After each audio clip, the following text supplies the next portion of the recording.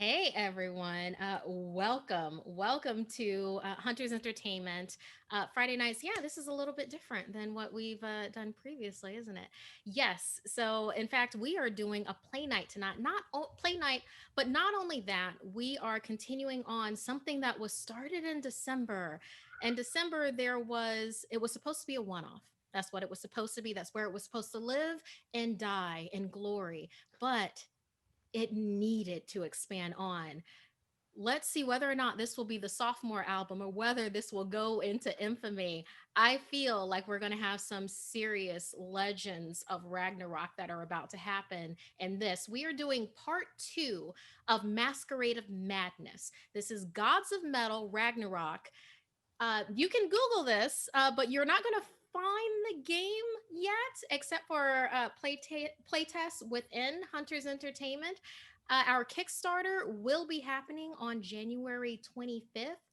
And leading up to that point, there's going to be a lot of things that we're going to be dropping towards you, like God posters that are our gods of metal.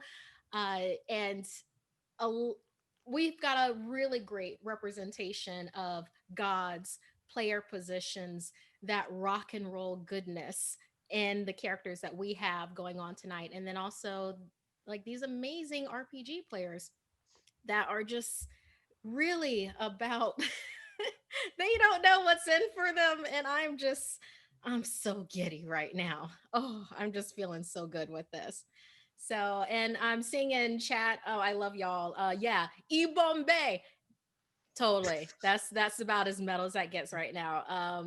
Big Nail Dog.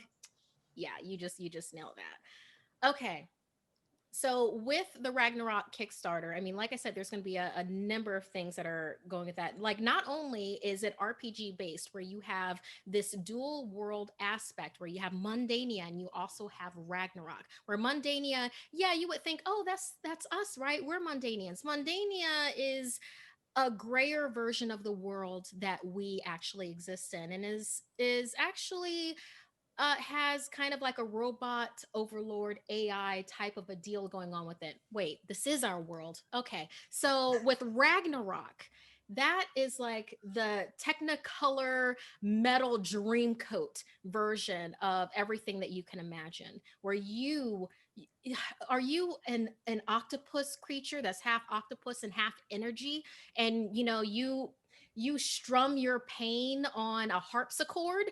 Yes, that is your avatar and Ragnarok.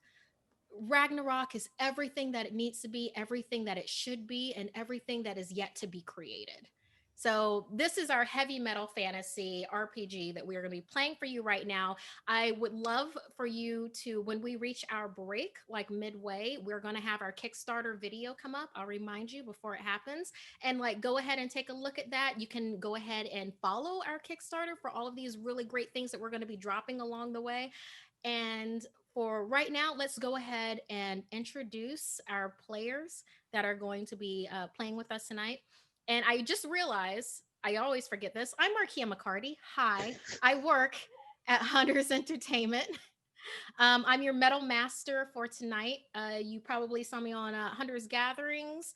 And if not, then maybe Geek and Sundry, Hyper RPG. I bounce around a lot, Nerdist, and I'm really, really happy to be able to co-create with these soon-to-be Ragnarok legends. So starting it off, Michelle Wynn Bradley, you were able to join us for part one of Masquerade of Madness. Please tell us about yourself and then tell us about Hexus.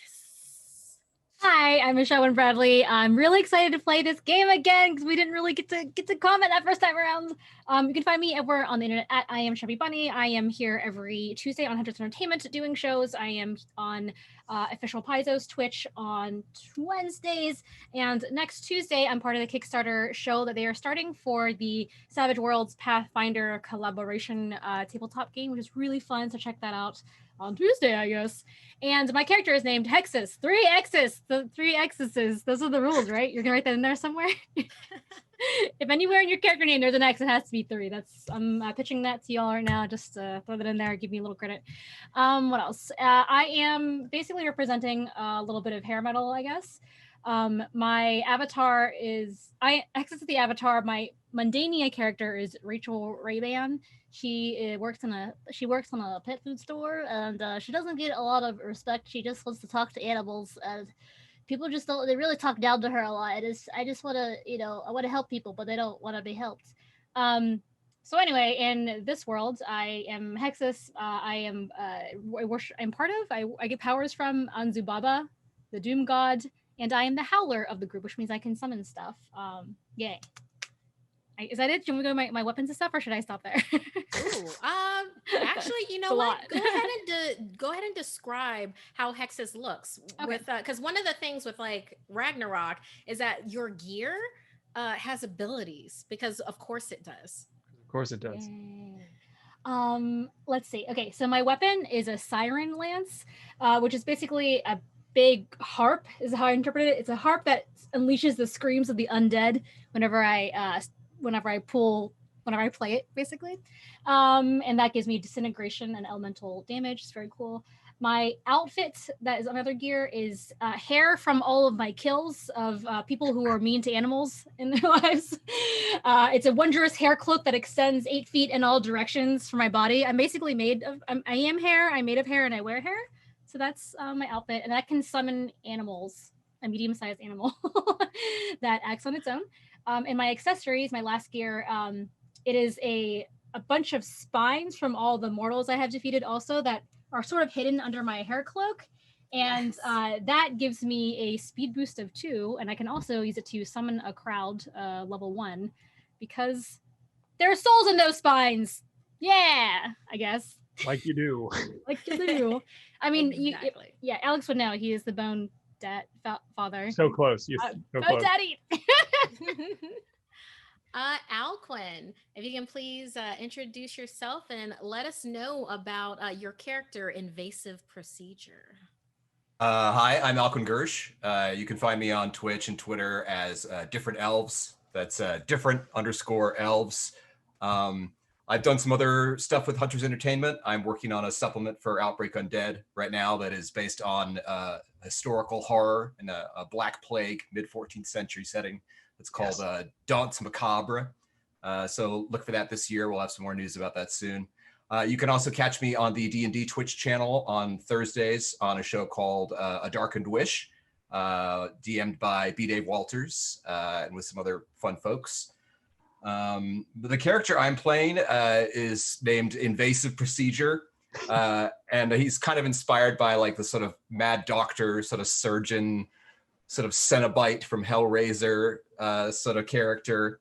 Very inspired by technical death metal, grindcore, bands like Carcass, Cattle Decapitation. So pretty brutal stuff, technical and brutal. In his avatar form, he considers himself a reshaper of flesh and a purifier of spirit. So yeah, it's some pretty gory stuff. I've wanted to play a character like this since the 90s when I first got into this type of music. So I'm very happy to do that. Looks wise, he looks kind of like a priest or like a sort of lich of sorts. He wears a sort of surgical mask, and he has sort of stringy blood matted hair. And his robes are like a sort of medical green color, like scrubs. His weapon are he's got sort of Edward Scissorhand, sort of bladed hands, but they're made up of surgical instruments. His piece of gear is he has something called the Grimoire of Agony, which is basically like a sort of anatomical codex that helps him dissect his enemies to discover their secrets. His tone, the god that he follows, is Calamity. So that's very much like stuff like animating the dead, creating illusions, those sort of things. You know, death god, very metal. His position, he's a blood guard. And I haven't played this before, but from reading the stuff, I get the feeling that they're kind of like sort of cleric, paladin-y types. I think they can be like healers or defenders. You can correct me if I'm wrong about that. His Mundania persona is Ambrose Fisher. who is a very overworked mortician at a family-owned funeral home. This is family. His grandparents own this funeral home. But he basically feels in his life as if he's surrounded by people who are very, very old and are sort of clinging to life at his expense, basically, that he's just kind of forced into service for all of these people who are sort of clinging on past their time. So he's a pretty bitter guy in his mundania persona. But in his in Ragnarock, he's able to pursue his perverse delights to whatever end. Oh my God, I love this so much. Y'all, oh, y'all have just like made my January like already. Okay, continuing forward. If we could have Cynthia with this gorgeous purple bouffant, can you please tell us about yourself and then also your Ragnarok avatar? Awesome. Hey everyone, I'm Cynthia Marie. You can find me on Twitter at CynDancer or Instagram Cynthia__Marie. I'm doing a bunch of different projects. I won't get into them, just find them on the social medias because they pop up everywhere last minute. So woo! But today I am going to be playing Violet Vapors. She is representing the funk rock crew. So I think Prince, James Brown, little Jimi Hendrix in there, like just all that funk, pop. Yeah, it's gonna be good. It's good. So I'm representing the purple one, if you can't tell. Let's see here. Her mundane name is Lucy Sky. She is a receptionist. Her suffering is kind of never being able to express herself the way that she wants to, always kind of getting shut down and like, there, you're kind of dumb, shut up, sort of thing. She has two fathers that she still lives with, Jimmy Cafe and Roger Skies. But she's willing to light the way in epic expression. So her tone or her god is Shrika, which is the soul goddess. Yeah, bringing that soul back. Position is chord master, so I'm kind of equating it to a monk of some sort. So rather than being more of a vocalist, she's actually a movement dancer. So you're gonna see a lot of knee slides and a lot of like some funky dancing. Scrolling down, her weapon of choice is the Diamonds and Pearls staff. So it is a completely encrusted diamond and pearls and staff that causes emotional damage. So emotional reversal is her weapon of choice here. She also carries a Papa's New bag as well as a raspberry beret, and she wears a mask because that's kind of part of her shtick as a chord master. So I think that's it. That's more than enough. That's everything. Because I love how we have our different layers of metal here. It's not just hair, glam, and death. And I'm not just saying just in a sense like that's anything less. What do you I'm mean? saying that metal is about rebellion. It's about being metal before it was even a thing that could be called metal. So like James Brown meets Prince, hell yes. You look at any of Prince's guitar solos and you tell me that isn't metal, and I'm gonna mute or end or block you. So continuing forward with well, I mean, Alex kind of showed up as his metal ass self, Yeah, well, I his do what I melon do. as full self. All right, Loving well, it. Alex, please tell them about yourself and Virulent Roar. so my name is Alex Ward. I'm an actor and a streamer. I play monsters for a living, and also I am Jasper on LA by Night. My avatar's name is Virulent Roar. He is based in like kind of the industrial metal sort of thing. He is what's called an amp lord. Essentially, what I am is a creator of things. I build things. I build technological things. I am mostly technological things. What he has is a shoulder-mounted acid rifle, and which allows me to fire acid at people. He also is encased in a suit of armor covered in a bright, like blood red robe, and the armor is made of bits of salvage tech and scrap metal and all welded together onto his person. And he has a pack on his back that has all his gadgets and things he's created inside of it, and also allows him to walk on these sort of spidery legs that come out of the back of the pack. What else do I want to? He is also of the tone of Anzunbaba. I did it. I got it. So his Mundania origins name is Patrick Patterson. He's an electronics repairman who is always overlooked and never listened to. But he's good at his job, but no one cares.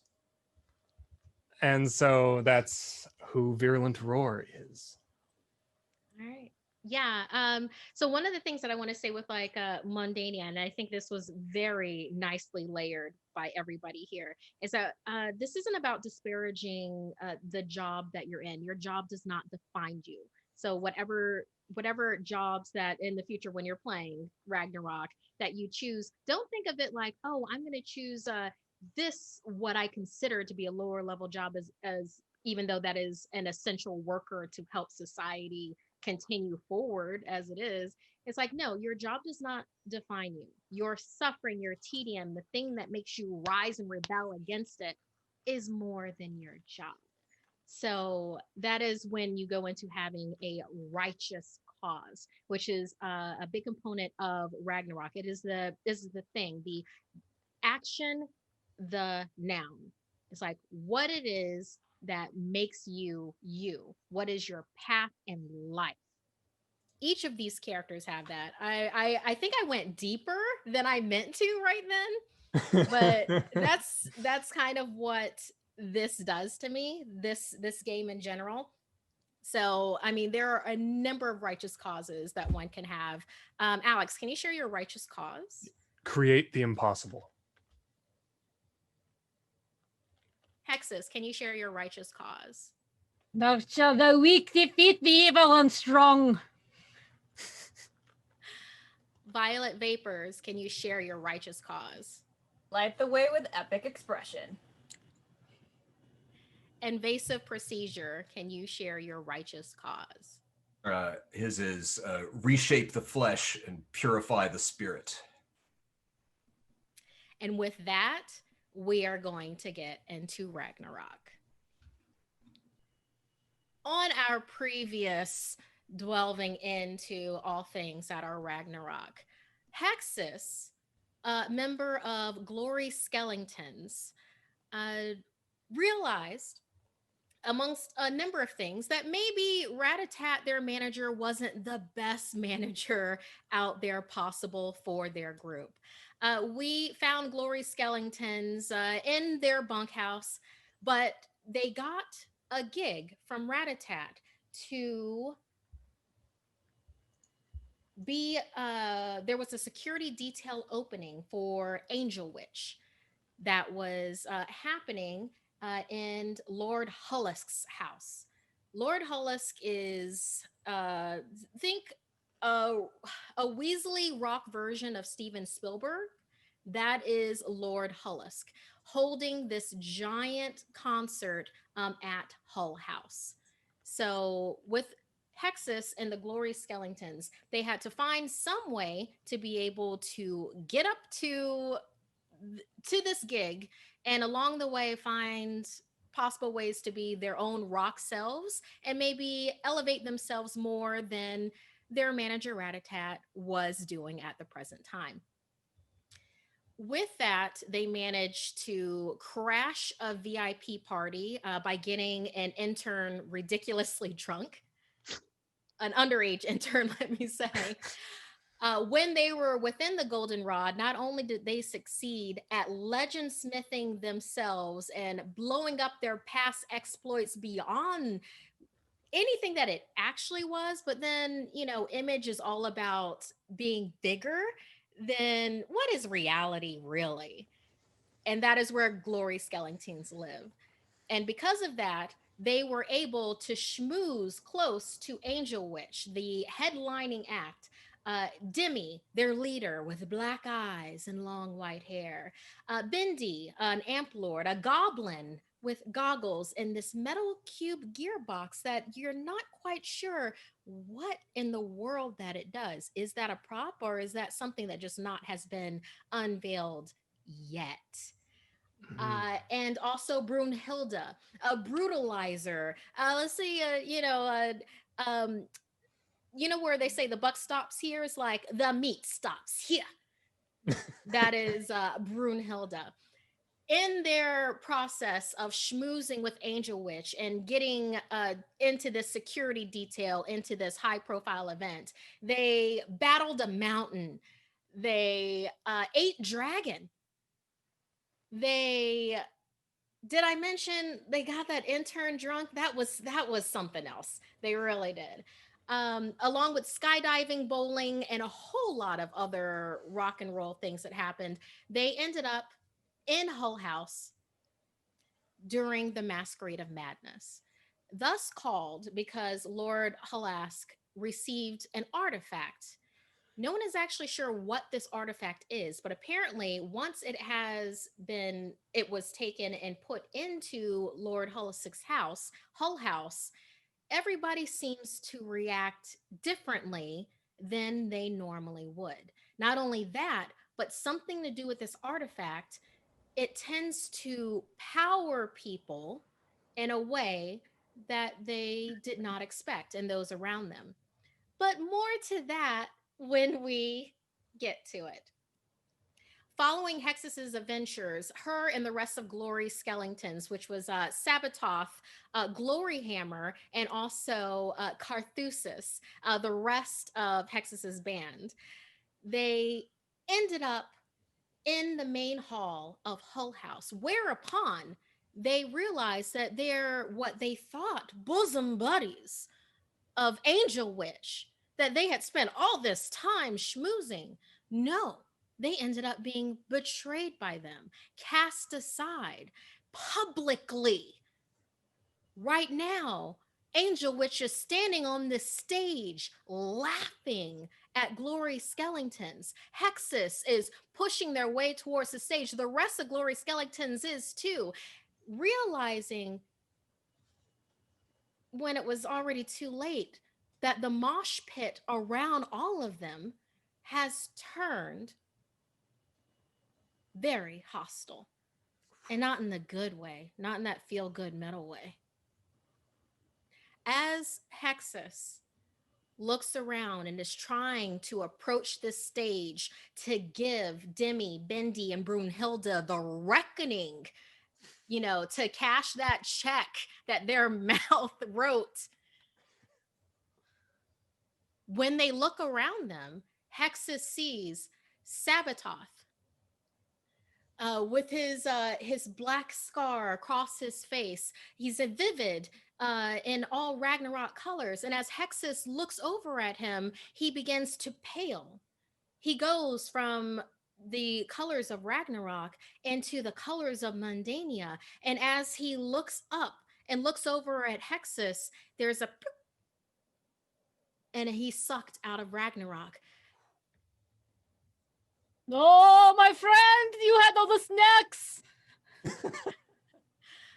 Hexus looks over to the other side, and there is Gloryhammer in all of her dwarven beauty, her Drungan beauty. Hammer raised, has already made it to the stage and is just about to take this horrendous hack at Bendy. And there is suddenly something that snakes around her, Gloryhammer. It seems to be multicolored. It seems to look like it's a type of velvet rope, but it's alive, and it yanks her completely off of the stage. And as it almost is like in slow motion, and as she is flying through the air, Hexus, you're able to note that it looks like she is very concentrated and that she's speaking to whatever this is that has her roped up, and she's speaking to it and then getting more and more frustrated. And then in the middle of what looks to be a sentence, it squeezes tighter. And then she pixelates out and black and white. She has also been sucked back into Mundania. Well, I mean, I guess I saw that one coming. She didn't seem so strong, so okay. Whatever. Hexus hears a giant roar behind her that could only be Carthusis, her fellow howler and follower of Fenrir. Carthusis, who is gigantic and is wielding a very mighty rock flute to hit people as she's trying to thunder through the crowd. She gets knocked down and is unable to pick herself back up within this hostile mosh pit. And Hexus looks as Carthusis is reaching towards them. And it almost looks like, for some reason, she took off her halogenic fanny pack and is holding it towards Hexus. But then the color drains out of the fanny pack and out of Carthusis's fingers as they look up at them. And Carthusis says, "Don't trust dragons," and then blips out. Oh no, she like knew everything that was happening. I wasn't paying attention. Ah, crap. What am I doing here? I can't remember. What did we talk about dragons? I don't remember. Hexus is now in the middle of this hostile mosh pit. Everything went from where it's just like it felt normal into it was just concentrated towards you. Angel Witch pointing at you, laughing at you. Everyone around is also doing that as they start moving closer and closer to Hexus. And in particular,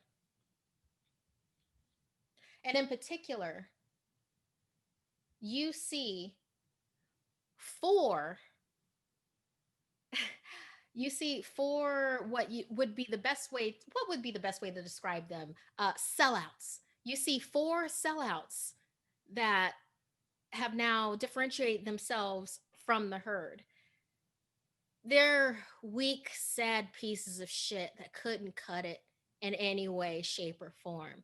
Faceless, figureless. Really, they belong in the lowest tier of mundania that could possibly be. They like attaching themselves to avatars or even within the shadow of avatars simply to get a little bit of gleam off of their power, their artifice, appearance of power. And now four of them are confronting you. You are surrounded. You are in a hostile environment. And it looks like all hope is lost until stepping out of the crowd, you see this. Actually, I'm going to let them describe their entrance into this scene. Invasive procedure.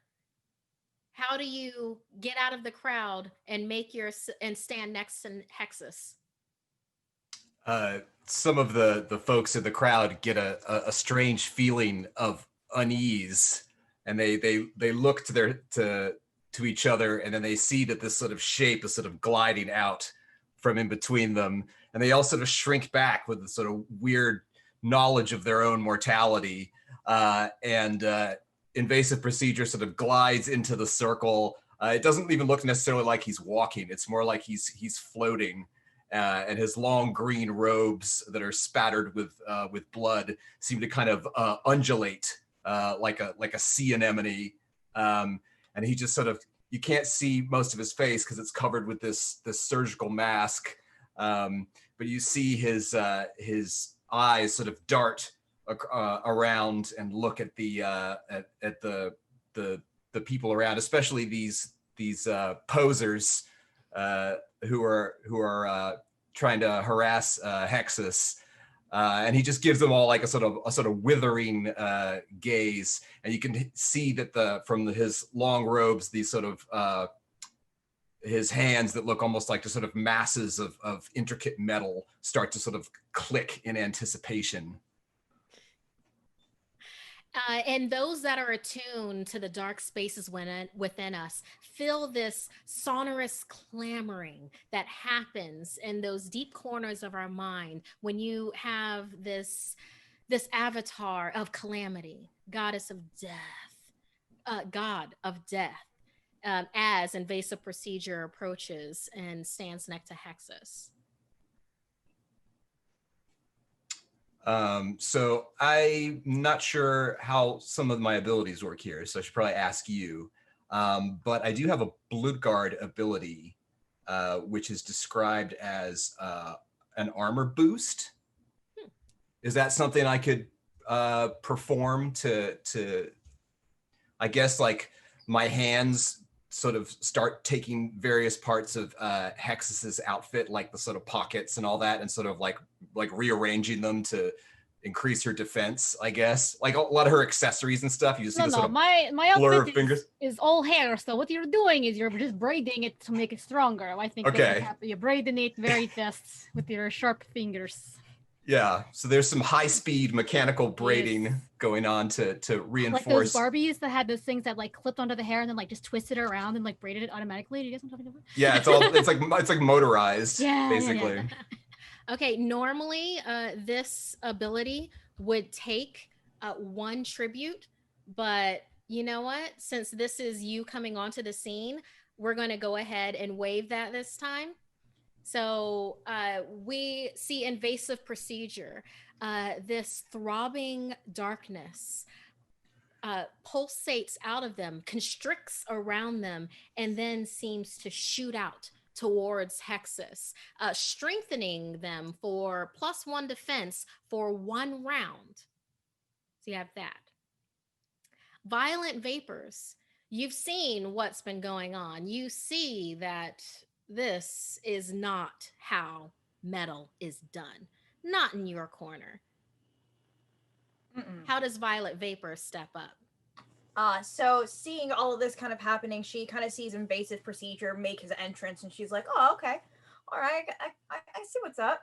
She slides in on a knee slide, holding her quarterstaff, just like she would like any other entrance, except for when she gets up, she pushes her purple trench coat back, and it feels as if like the fans and the wind is just like blowing against that trench coat, so it just like wavers in the back there.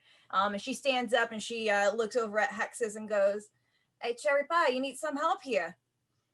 I don't know what the cherry pie is, but yes, help would be good. Thank you. And so she turns around, looks at a target in front of her, and she's gonna take her quarterstaff and she's gonna like basically knock it towards the first person that looked like they were gonna attack Hexus at all. And I would love to do an emotional reversal on a singular target if possible. All right, I'm gonna give each of you like one freebie before we go into initiative, because this is just, you know what?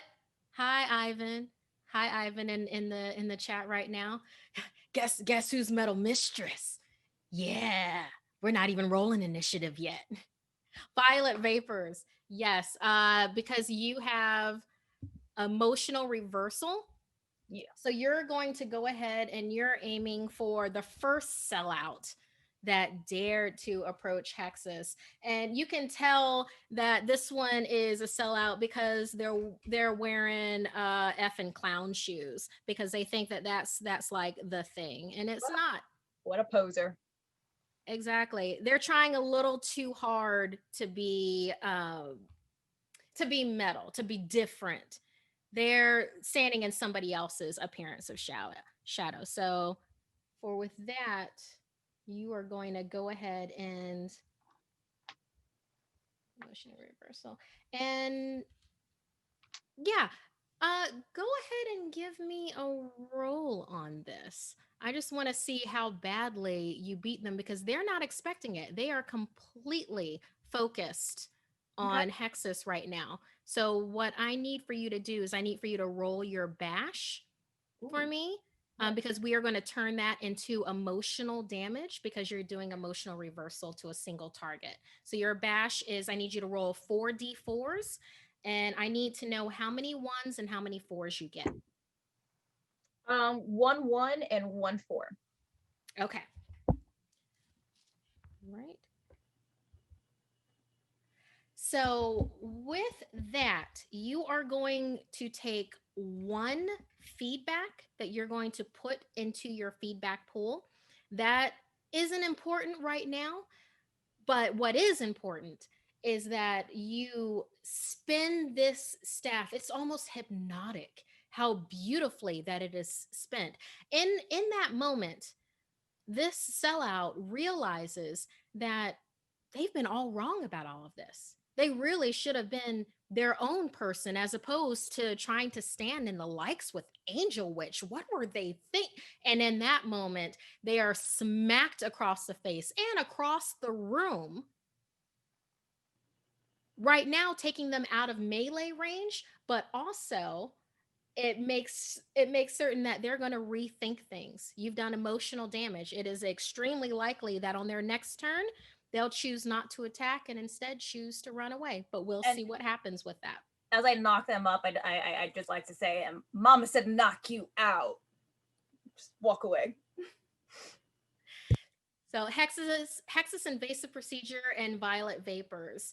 You're within still this hostile mosh pit. I mean, kind of picture like, oh God, every really great kung fu movie where in the background you have people moving from side to side. That is happening in slow motion all around you. It's like there's someone got a hold of fireworks, or someone is made of fireworks, and that's just going off in the background. Someone else is made of glitter and or found explosive glitter. That is happening. Someone else is made of spikes and or found projectile spikes, and all of this is going on in the background. Virulent roar. Tell us how you approach Hexus, Violet, and Invasive. All right, so from the middle of the crowd, you just kind of hear this heavy bass note, this kind of bass note happen, and you hear this sort of mechanical, like clacking noises as a red hooded figure just kind of raises up above the crowd, and you see people being forced out of the way as these spider legs carry this figure going across the floor and plants him right next to Hexus.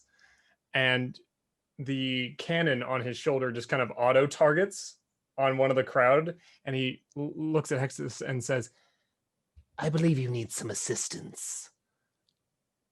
Oh yeah, I mean, like, I feel like I'm fine now. I got like 2 extra people, but yeah, come join party. It's for everybody, you know, free country, free Ragnarok. He reaches his hand around inside and grabs out of his bag this weird mechanical made of scrap like orb and primes it, and is getting ready to throw a silence into the crowd. Ooh, bold move. And looks at the crowd and goes, "Silence is just as important as noise." That doesn't track. I don't think that's anything. No. And with that, we see virulent roar. I'm sorry, who's your god? That would be the same as Hexus's. Calamity? Oh wait, I'm sorry. Baba. As Nubaba? Yeah, as Nubaba. Awesome. There is this pulse of energy. It feels it's like palatable. Like you can feel it on your tongue. It's like synesthesia that seems to build up around virulent roar. And as he opens his mouth, and it seems like there's been this big buildup of this scream, his mouth opens, and this feeling that you can taste projects out like a radius from him. It passes over Violet, Invasive, and Hexus, where it's just like you feel a taste of it, and then it's like, oh, you almost need to talk to yourself to make sure that you can. But for everyone else that is in this immediate vicinity, and especially these sellouts that are right there near them, you can see each of them kind of like slap themselves in the face a little bit, where it's like this, and none of these sellouts for until Virulent Roar's next turn can use their feedback ability, which actually was a really good move. I will say that. Okay, so Virulent Roar, Hexus, Violet Vapors, Invasive Procedure. You, in front of you, you have 3 sellouts within melee range of you. You have an additional sellout that is not in melee, but in ranged attack range. The 4 of them are staring straight at you, flexing their muscles, looking back over their shoulders at Angel Witch that's on the stage. And now it's time to roll for initiative. Oh, yeah. Okay, how do we do that? Yeah. Okay, so for initiative, go ahead and roll 5 of your D4s. Great. Yeah, Caltrops, best dice. Yes, your Caltrops. The most metal dice. I'm using Yeah, metal. and I'm I'm using gonna metal say- D4s, by the way. I just have to. I don't even know if you'll be able to see this. I got the Ragnarock dice Oh wow. for today. I don't know if you can see. Nice. Those are rad. awesome. If it's Yeah, not, they're like carved out. Nice. yeah, they're carved out. There it goes. There we go. Yay, focus. And you can see the Yay. Ragnarok logo. That's rad. Yeah, Oh. that Kickstarter. Remember, our Kickstarter video is going to be hitting it up. But yeah, go ahead and January roll your initiative with that 25th? 5. Yeah, okay. Can we just give you the total? I love how these feel. They're so heavy. What the crap? Yikes. I love metal dice. Okay, and give me add up your numbers together All right. to give me what you have. 11.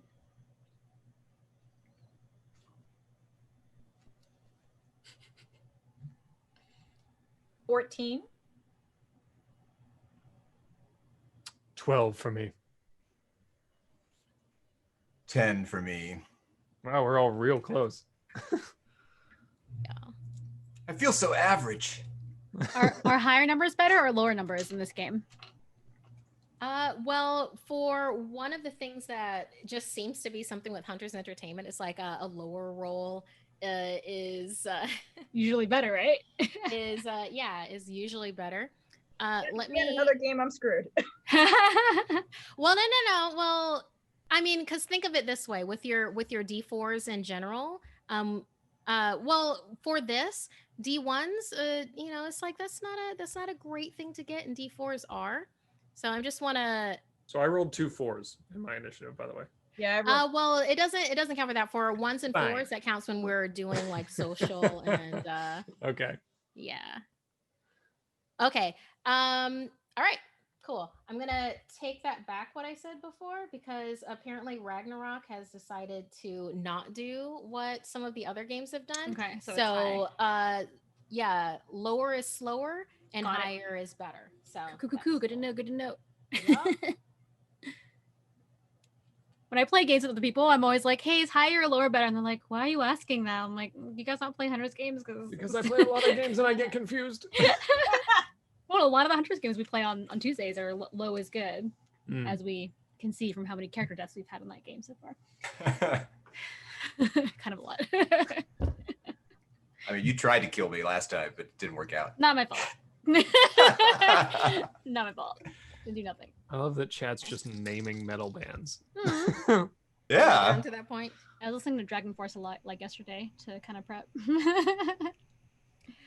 And I'm sorry, invasive. You said you had 10. Yep. Okay.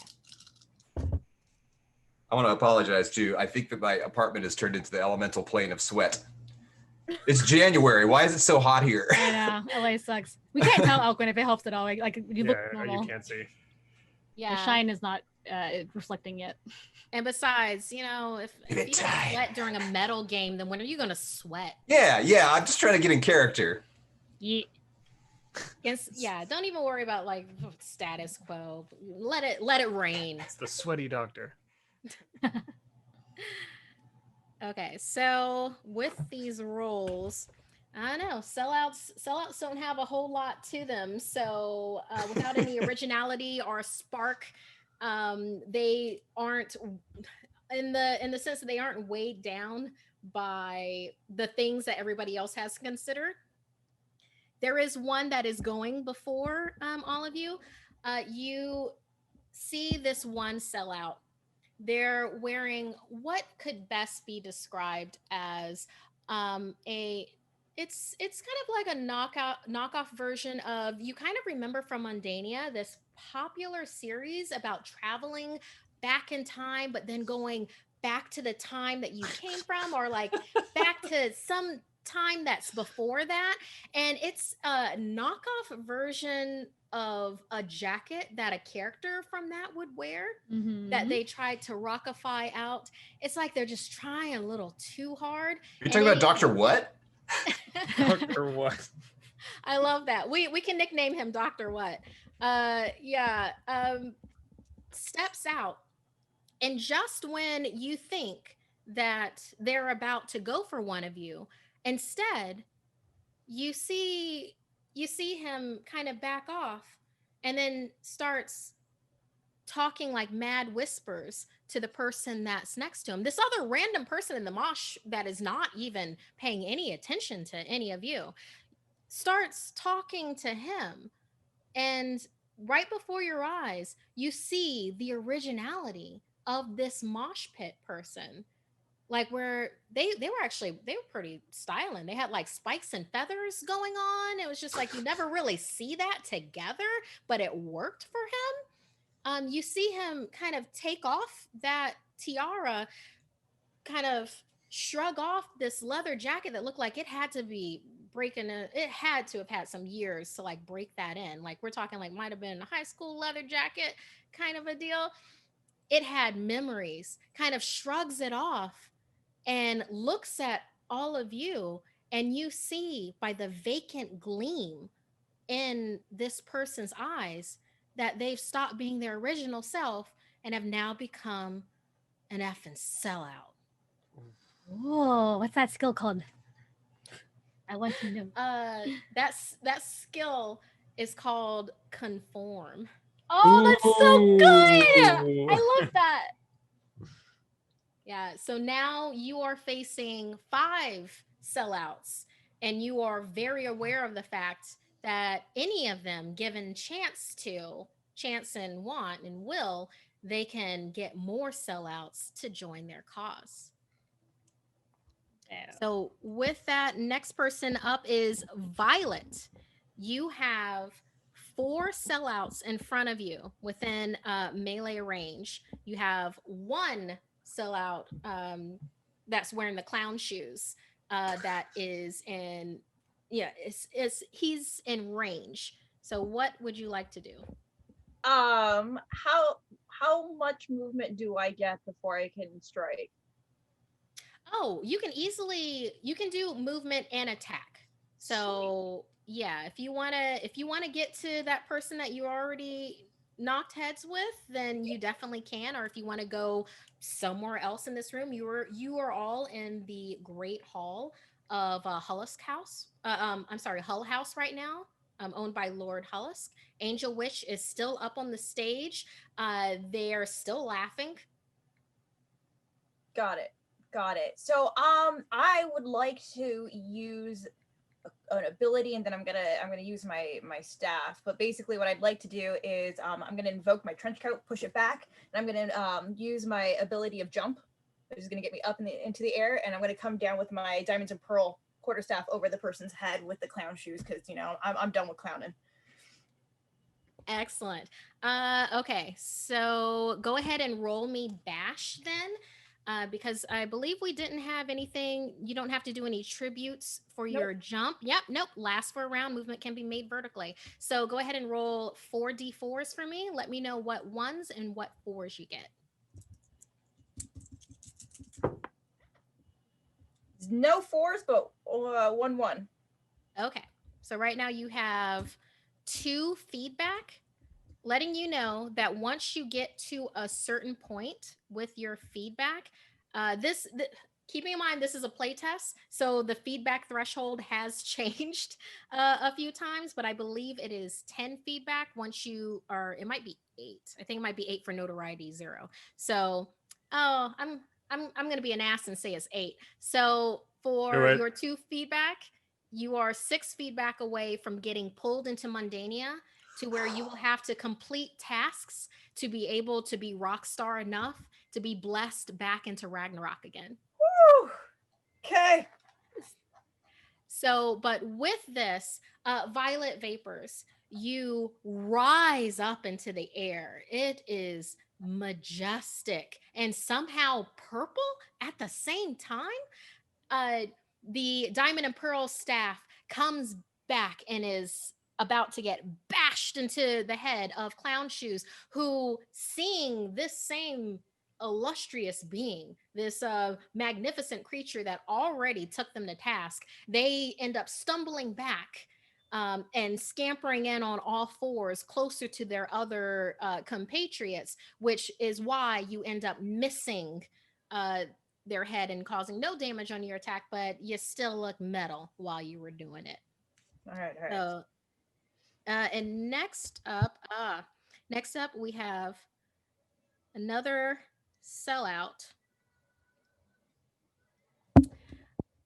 This sellout is obviously trying hard to not try hard.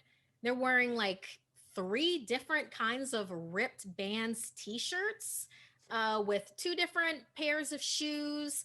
There's like hairs up on one side and out on the other, and normally they'd be like, hey, yeah, that's cool, but it kind of looks like they couldn't decide which band they wanted to emulate. And so you've got mixed up bands is what we're gonna call her.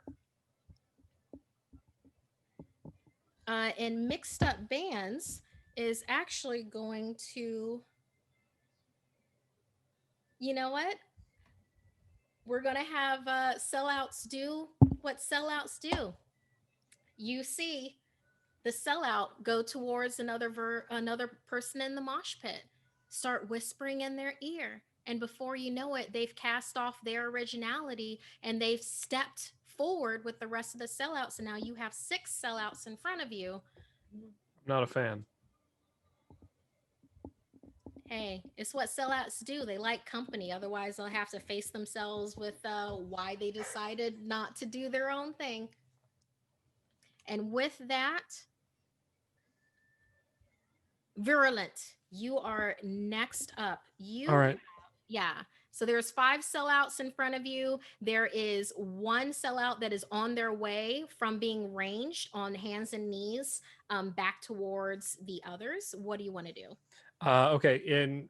So there are ones in melee range. Now I don't know how this works. If I were to fire my acid rifle, can I fire it at people that are in close range? Let's see here, because it is a ranged attack. I'm going to let you fire it because I want to see how that works and how that happens. Normally with ranged attacks, I know you're supposed to, only a range. Otherwise, it's like a bow and arrow isn't as effective if for instance, gun. you're right there. But this isn't a bow and arrow. This is a rock acid rifle. Yeah. So that can deal necrotic damage. So I standing there, and so without really moving, the rifle just trains in on one of the sellouts, and Virulent just goes, I would encourage you to take a step back, and just fires the rifle. And so that's a ranged speed 2, 1 damage. So that would mean I rolled 2 dice? Yeah. Do for your bang. Yeah. So you're doing necrotic damage. I don't want to steer you wrong because I think I'm about to overpower you with what I want to do. So I need to look at Ivan's rules to make sure. Yeah, I think necrotic does. What was it? I had it in my head. Necrotic does damage of 1. You have a resonance of 1, speed of 2 with it ranged. Because if it was up to me, this would. I have to follow the rules. So I'm rolling my bash. Or my bang, sorry. Your bang. Go ahead and roll your bang. And so then it's the number of dice equal to the number you have in bang, correct? Exactly. Great. So that'd be 4. 4. Let me know what you roll with that. That's 2 2s, a 3, and a 4. Oh, yes. Okay, so you don't get any feedback on that. But with this acid rifle, and the rest of you see this multi-legged individual of awesomeness as they pull forth this this acid rifle attack, and just does kind of like this strafing motion, and then takes out the sellout that hasn't had a turn just yet. Hey. So you now know that they are either very susceptible to necrotic damage, or if maybe having that closeness of a ranged attack did more damage than normal. So that's something to keep in mind for sellouts. So you have taken one of them out, so you are now facing 4 sellouts in melee and 1 crawling towards. And with that, see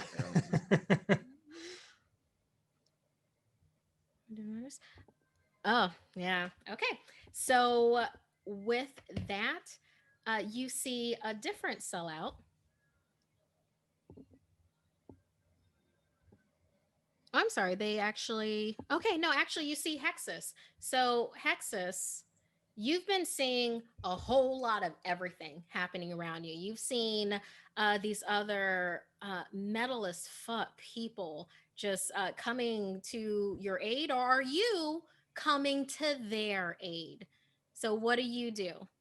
I would like to go back to the snack table, please.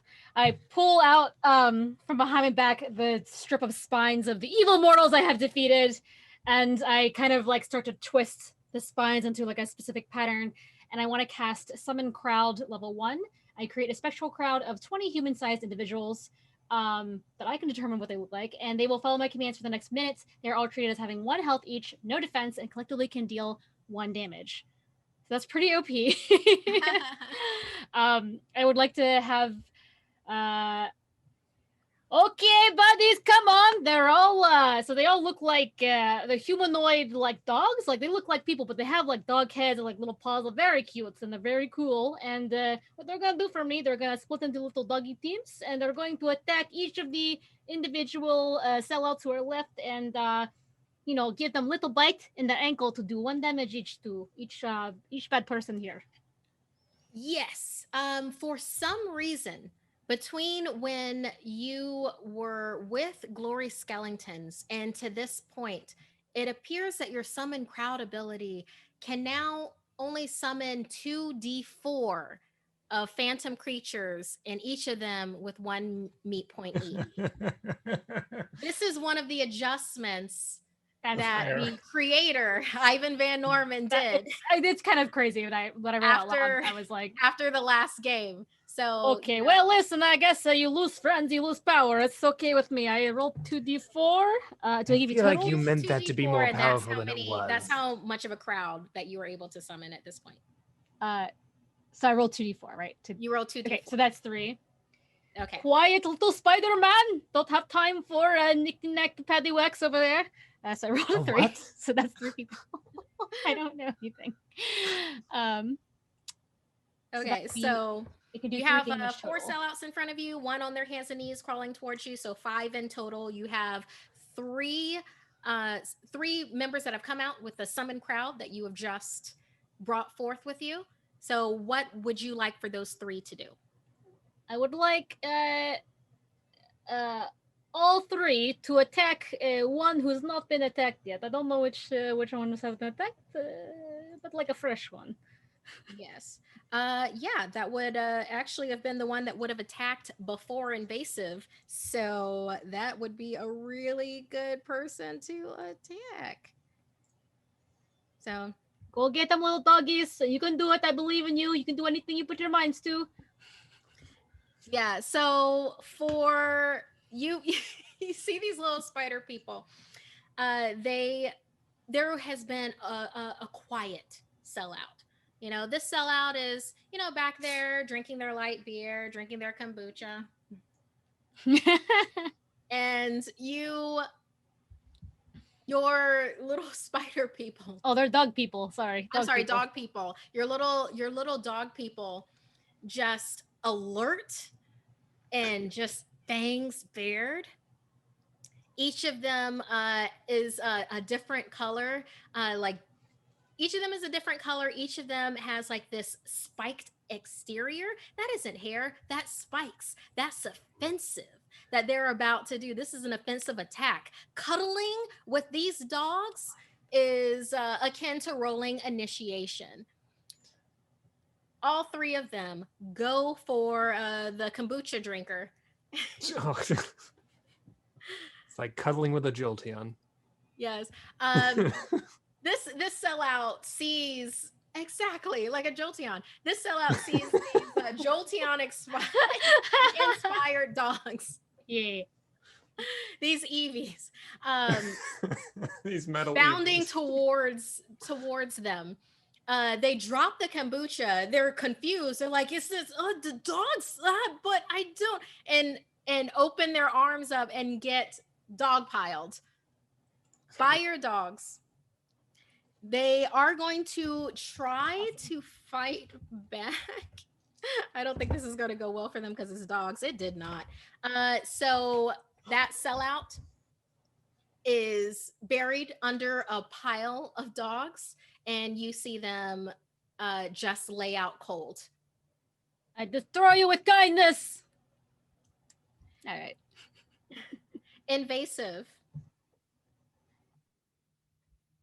Okay, so there are still two or three sort of active. There are three sellouts that are within melee range, and in the next turn, the one on their hands and knees is going to get into melee range.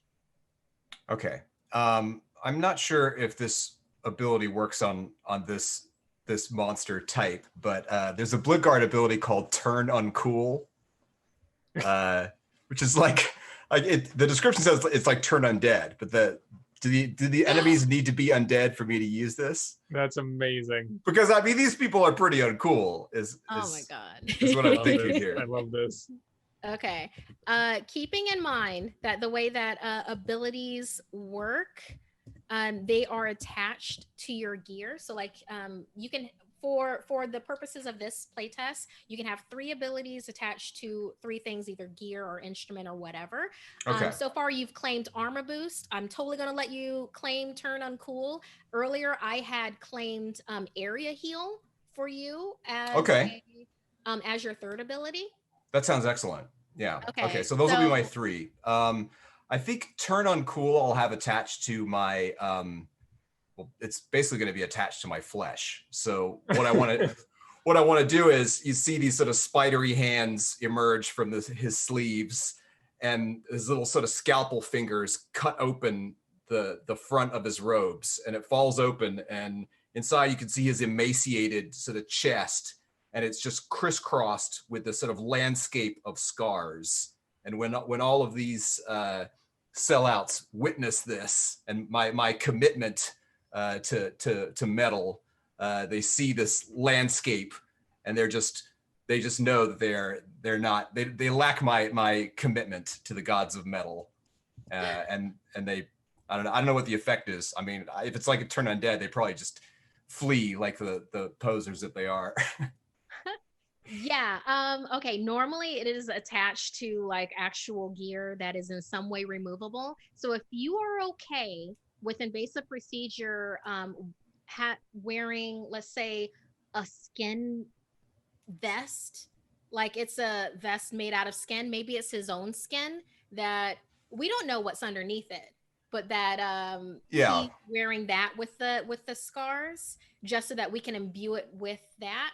Is that sure? Cool? Yep, that works. As you bear this to them and they see the heights of horror that you have not only experienced, but that you've consented to, and the fact that they could never, ever get as metal as this. When that happens, it is like how turn undead works. So for a turn, because I know it does not specify it in the abilities, so we're going to say it as a turn on. So this following turn, they're going to run. If they get another turn after that, then they'll be coming back. Maybe. There's a lot to consider with them facing you. So because of that, the ones that were within melee range of you, they're going to spend their next turn running. The only one that would be in play right now is the one that is on his hands and knees, that's trying to escape violet vapor that happens to be towards you.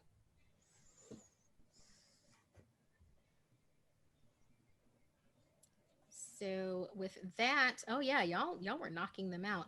That brings us back to the top of the order. What was it? It was Dr. What? Dr. What? Yeah, Doc What. It was Doc What. Yeah, so Doc What with their knockoff jacket that looks kind of familiar for some reason. Yeah, they're running. So which brings us next up to Violet. Violet, you have the sellout wearing clown shoes crawling away from you towards the rest of the party, as you kind of see out of the corner of your eye that the other sellouts are kind of scattering to the wind. So it's just the one that's in front of you. Awesome. I am coming down from that jump. I'm also going to just kind of wind up again and hit him with my diamonds and pearls. Excellent. Roll 4d4 for me.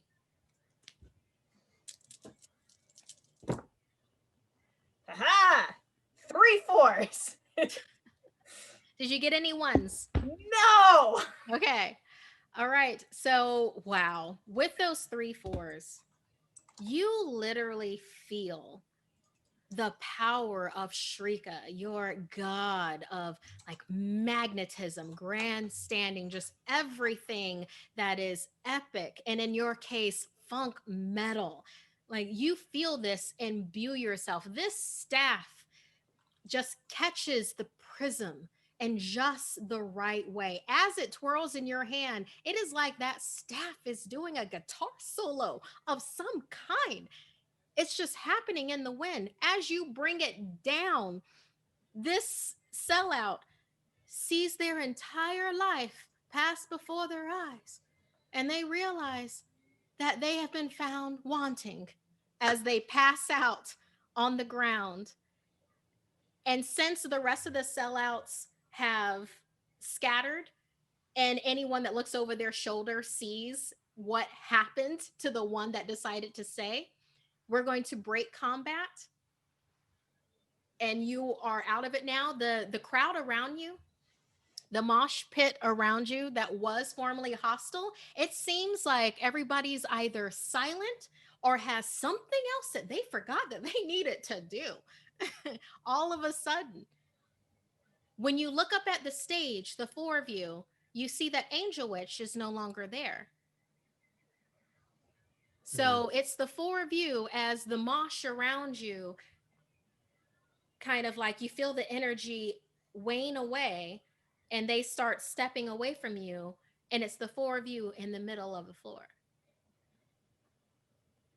Thank you for coming to my assistance. I was just going to run away, but we faced the problem head on and defeated evil. Congratulations, everybody here.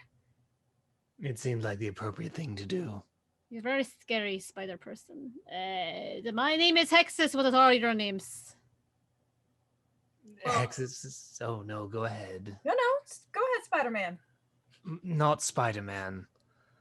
It's a pleasure to meet you. My name is Virulent Roar. Ah, that is a more appropriate name than Spider-Man. Yes, that's why Spider-Man's not my name. Got it. Well, I'm Violet Vapors.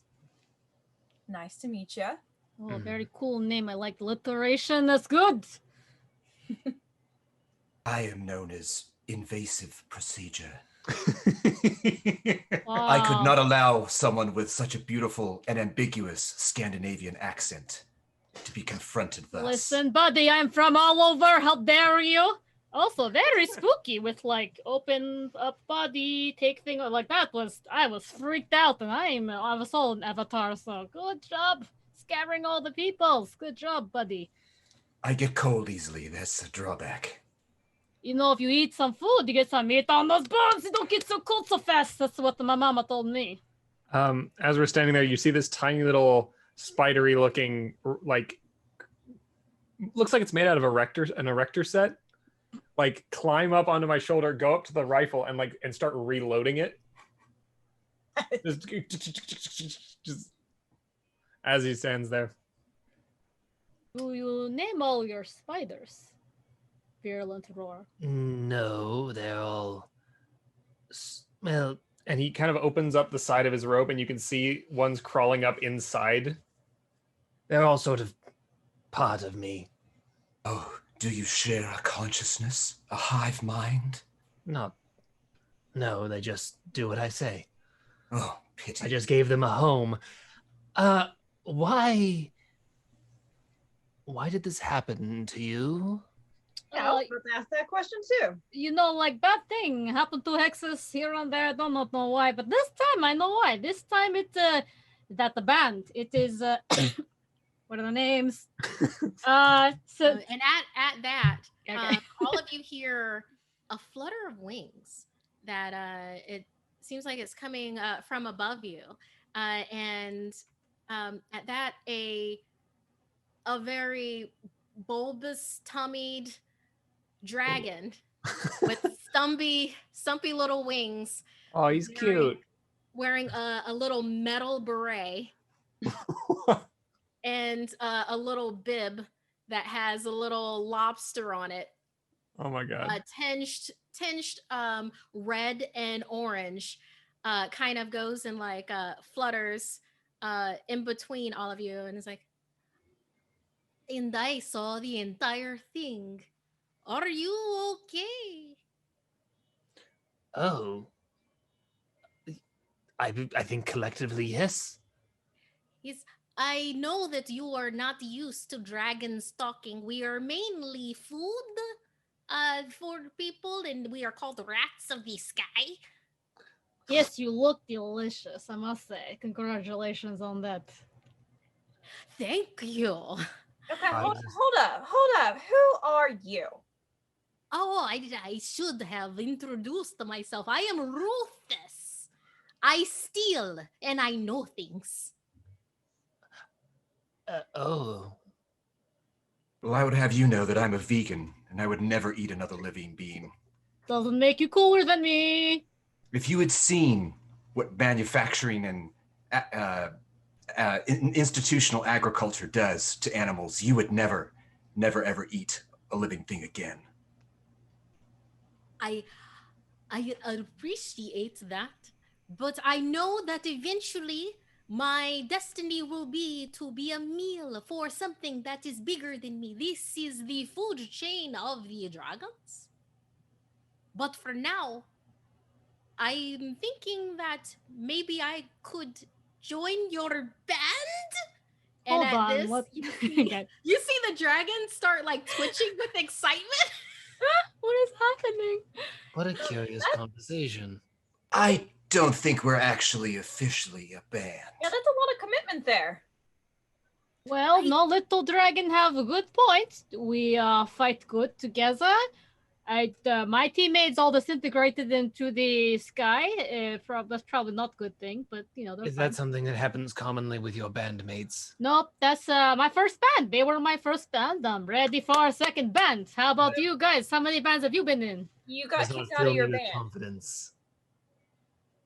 You got kicked out of your band. That's what that is. No. They disappeared. They went back to the boring plane. Oh. It's okay. They'll be back. Well, I mean, I was going to consider a solo career since I think there are few others who can rise to my standard. Wow, you sound so interesting and fun person. Okay. But I must admit, all of you are some of the few other impressive folk I've ever seen.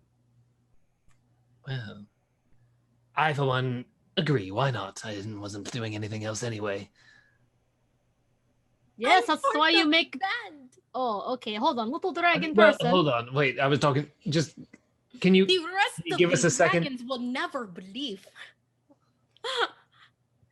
And so in this world, dragons are just food, and they don't generally talk. Are these two things true? Exactly. They are Okay. so at the lower end of the food chain. They are not majestic. They Okay. don't get. They're like rats.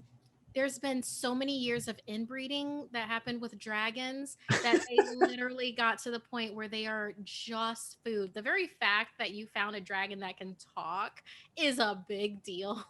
Okay. For it to be a sentient dragon with its own mind. So yeah, like for everybody else, the last time that dragons were in the first game, it was literally Hexus's teammate Carthusis was making dragon and pepperoni pizza rolls. That's what it was. Okay. Well, I The for one rats am of the sky. very interested in this dragon. For snack? No, I mean, what have you seen snacks that can talk before? I've eaten a lot of stuff, buddy. I don't want to get into this right now, but Well, I'm just saying it seems Only snack unusual. that I know that can talk. Yes. So okay. why can you talk? That is a very long tale. A man taught me. Ah. Is that it? Maybe It's all a of our very meals long would thing. speak if we would but listen. If it helps any, the man taught me in song lyrics. It happened within the great caves of Biatworm. So you're a singer. You sing? I can sing now that I am part of a band. Oh. Hold Well, on. you won't be a front man. I'll tell you that right now. I know we're angel witches. Hold on, we haven't signed any contracts with you. How Oh. do you think you're cool enough? Hold on. Little dragon snack said, no, we're angel witches. That is name of band who caused this whole malarkey. They are evil, and they are trying to make a mess of things. Well, then that seems to be we have an accord there. If you tell us where Angel Witch is, then you can be part of the band. Provisionally. I'm part of the band. I Not mean, I yet. guess us four are now a band. Just now, like only 1 minute before you became part of band. So got in on the ground level, little snack. Wait, hold on. The snack is not part of the band yet. You gotta Oh. prove something to us first. Well, what? I mean, already proved. They proved a lot of things already. They can talk. They're not just food. They can sing. They know where the band we're looking for, or Hexus is looking for is. There's a lot of things already. So, but hold on though. Are we sure that they know where Angel Wish is at? I know many things. While I steal, I find out things. I know that Angel Witch is acting differently than how they normally do. Ever since Lord Halask has brought in the Masquerade of Madness, ever since then, Angel Witch has taken it, and it is in their upper VIP chambers at the top of Hull House. That is where they are. After they got a hold of Masquerade of Madness, they became dicks. All right, good enough for me. You're in. There we I go. support of a It's band. true. Power does corrupt. Absolutely. While fluttering in the air, you see Rufus do with one of his wings.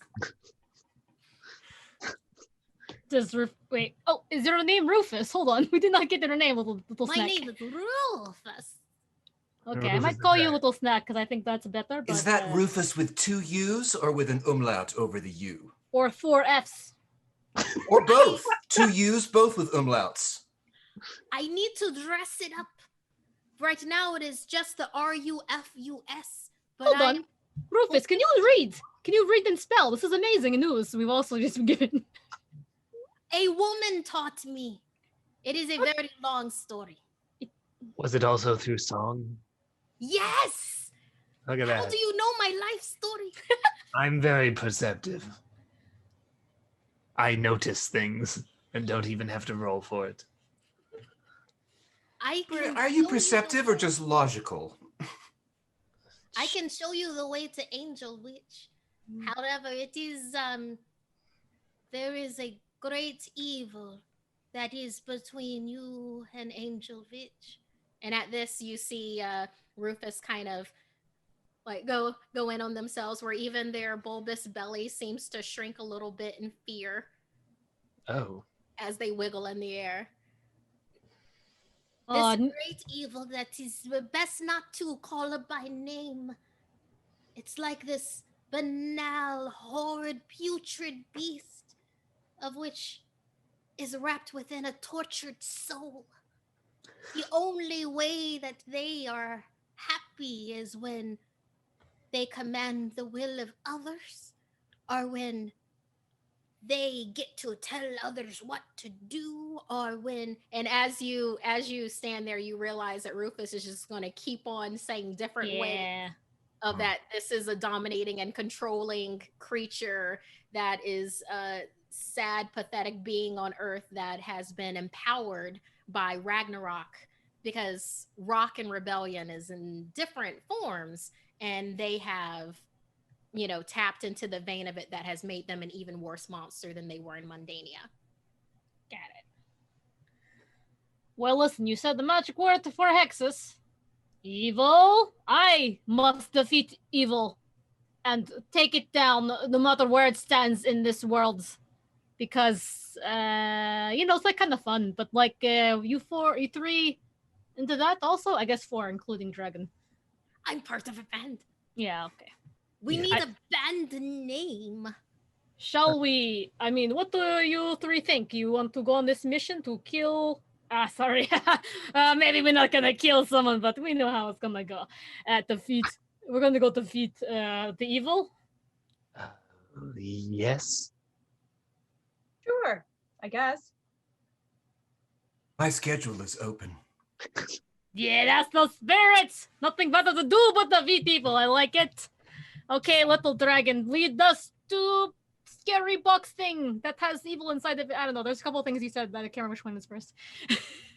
I shall take you to the agent of pure greed, envy, and selfishness.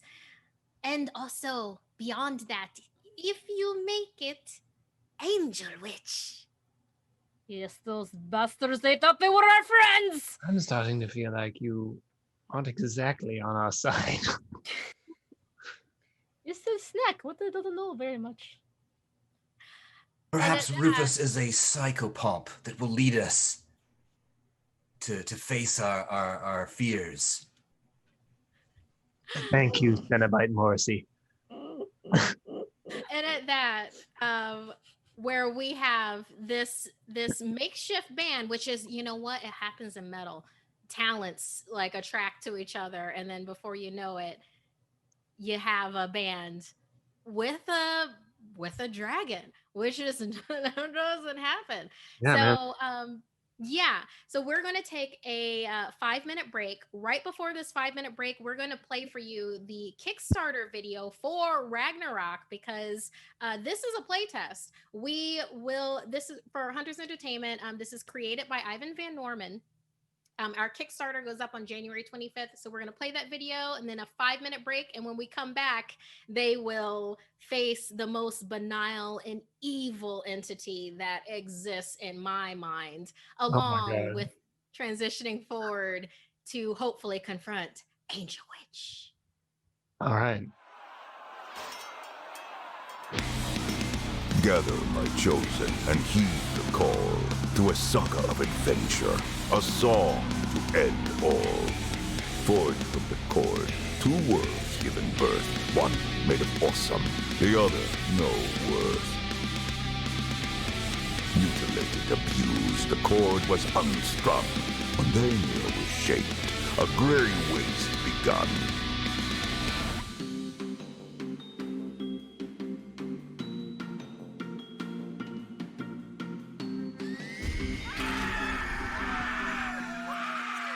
Born of the remainder, Its fate was unbound. A land of pure metal, the glorious sound. Rise, find your glory. Rise and be free upon the fields of Ragnarok to victory. The gods of metal cry out, demanding blood, sweat, and fear. Seek treasure, find glory, pay tribute for all to hear. Faith must be proven in the pits of these lands. Your songs must rise above as the chosen form bands. Immortality awaits those avatars who believe. With blade, steel, and destiny, what tales shall you weave? Rise, shed your shackles, rise and be free. Deep in the halls of Ragnarok, ascend to victory! Ragnarok.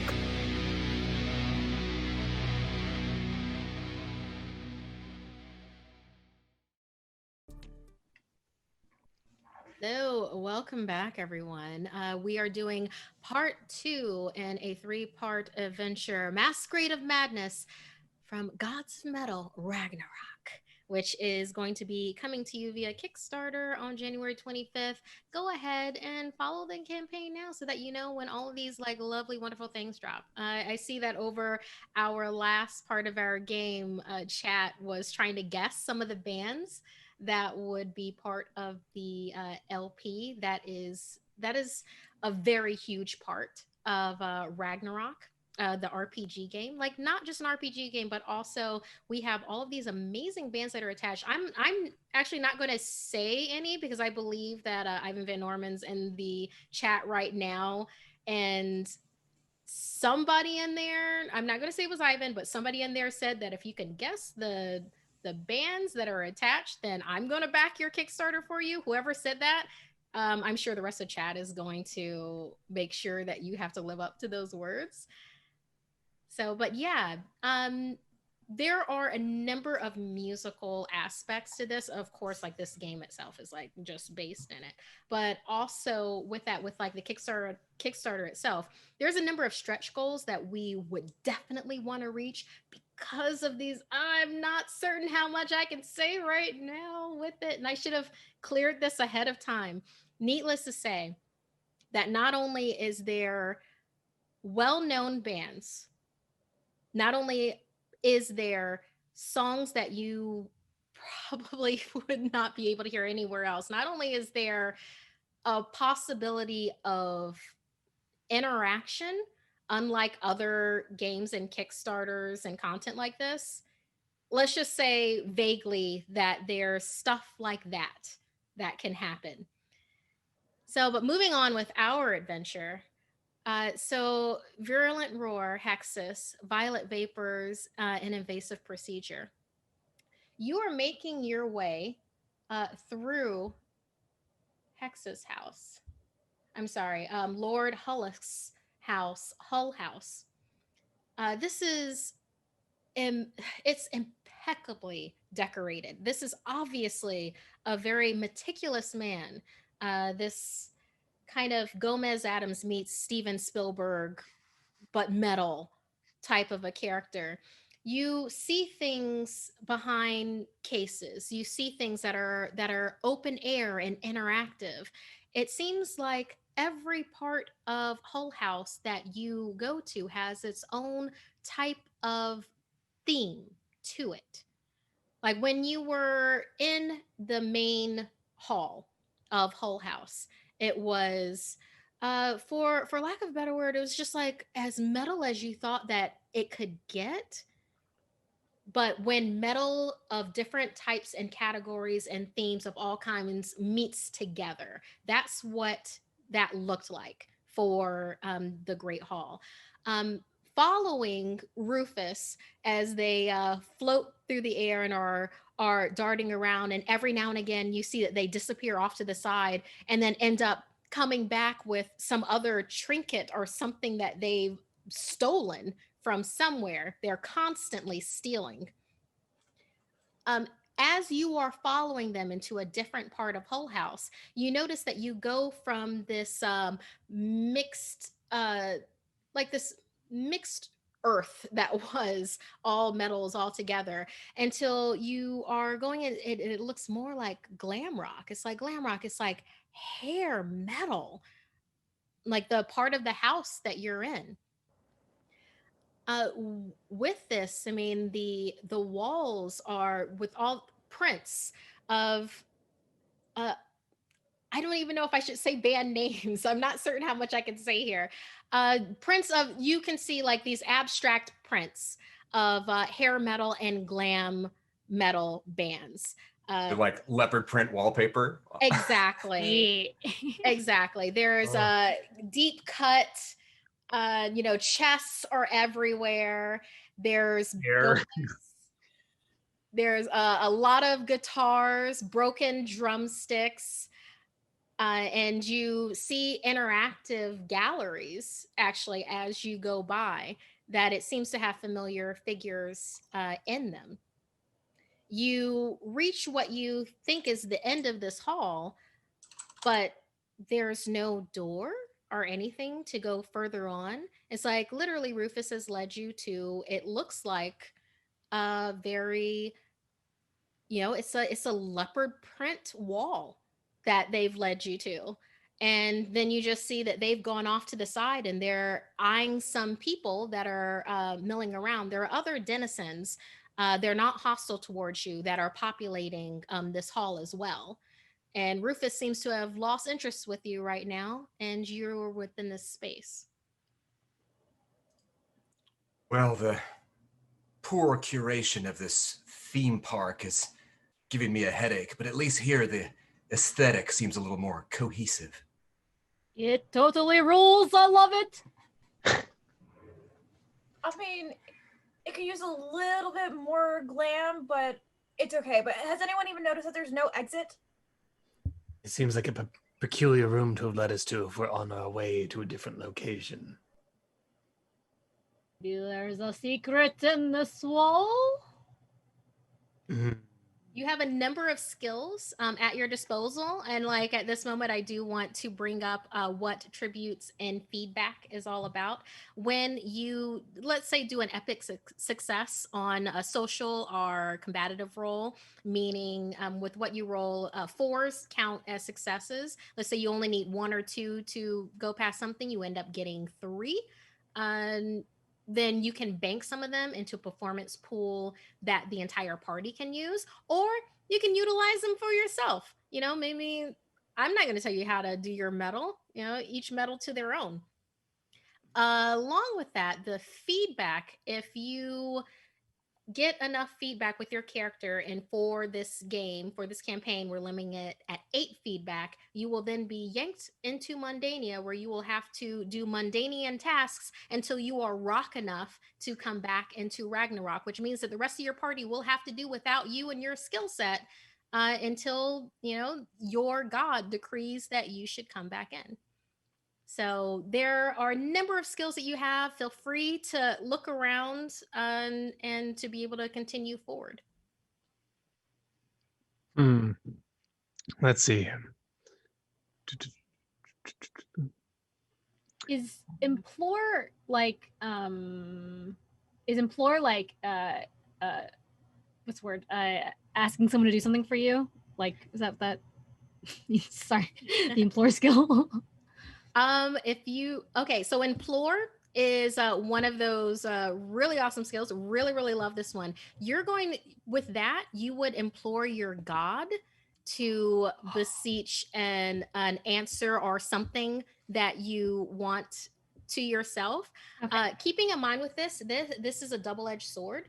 A number of you have some dice within implore. With that, you can definitely use it. You can be like, oh, I'm sorry, who's your god? Is Anzababa.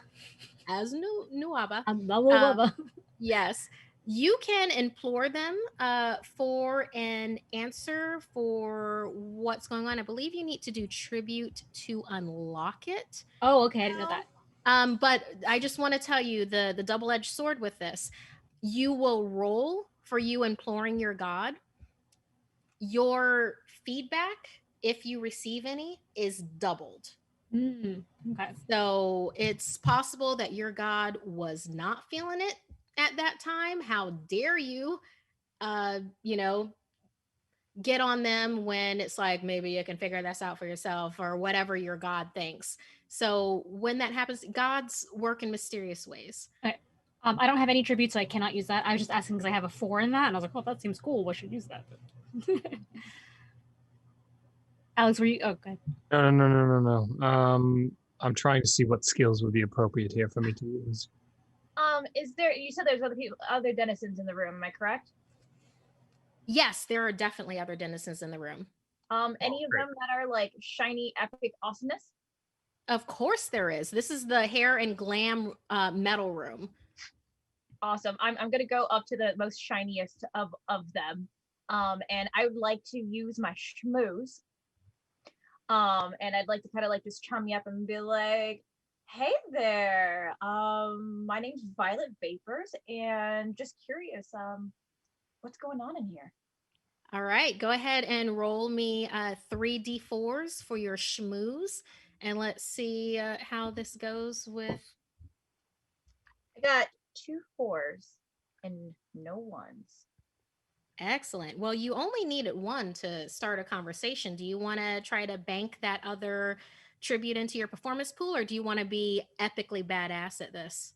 I'm going to start banking because I think we're going to need those later. I have a position ability called Accomplice, which says I can give tributes to band members outside of combat. Is that something I can do to be kind of like a wing person for Violet while they're schmoozing? I like that a lot. One of the things that I know that we did in an earlier playtest was that we had it where you could have feedback for the party and feedback for yourself.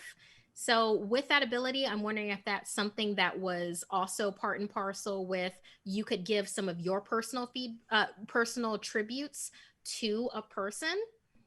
So it kind of seems like that's what that comes from. But I'm sorry, you said that this was an ability?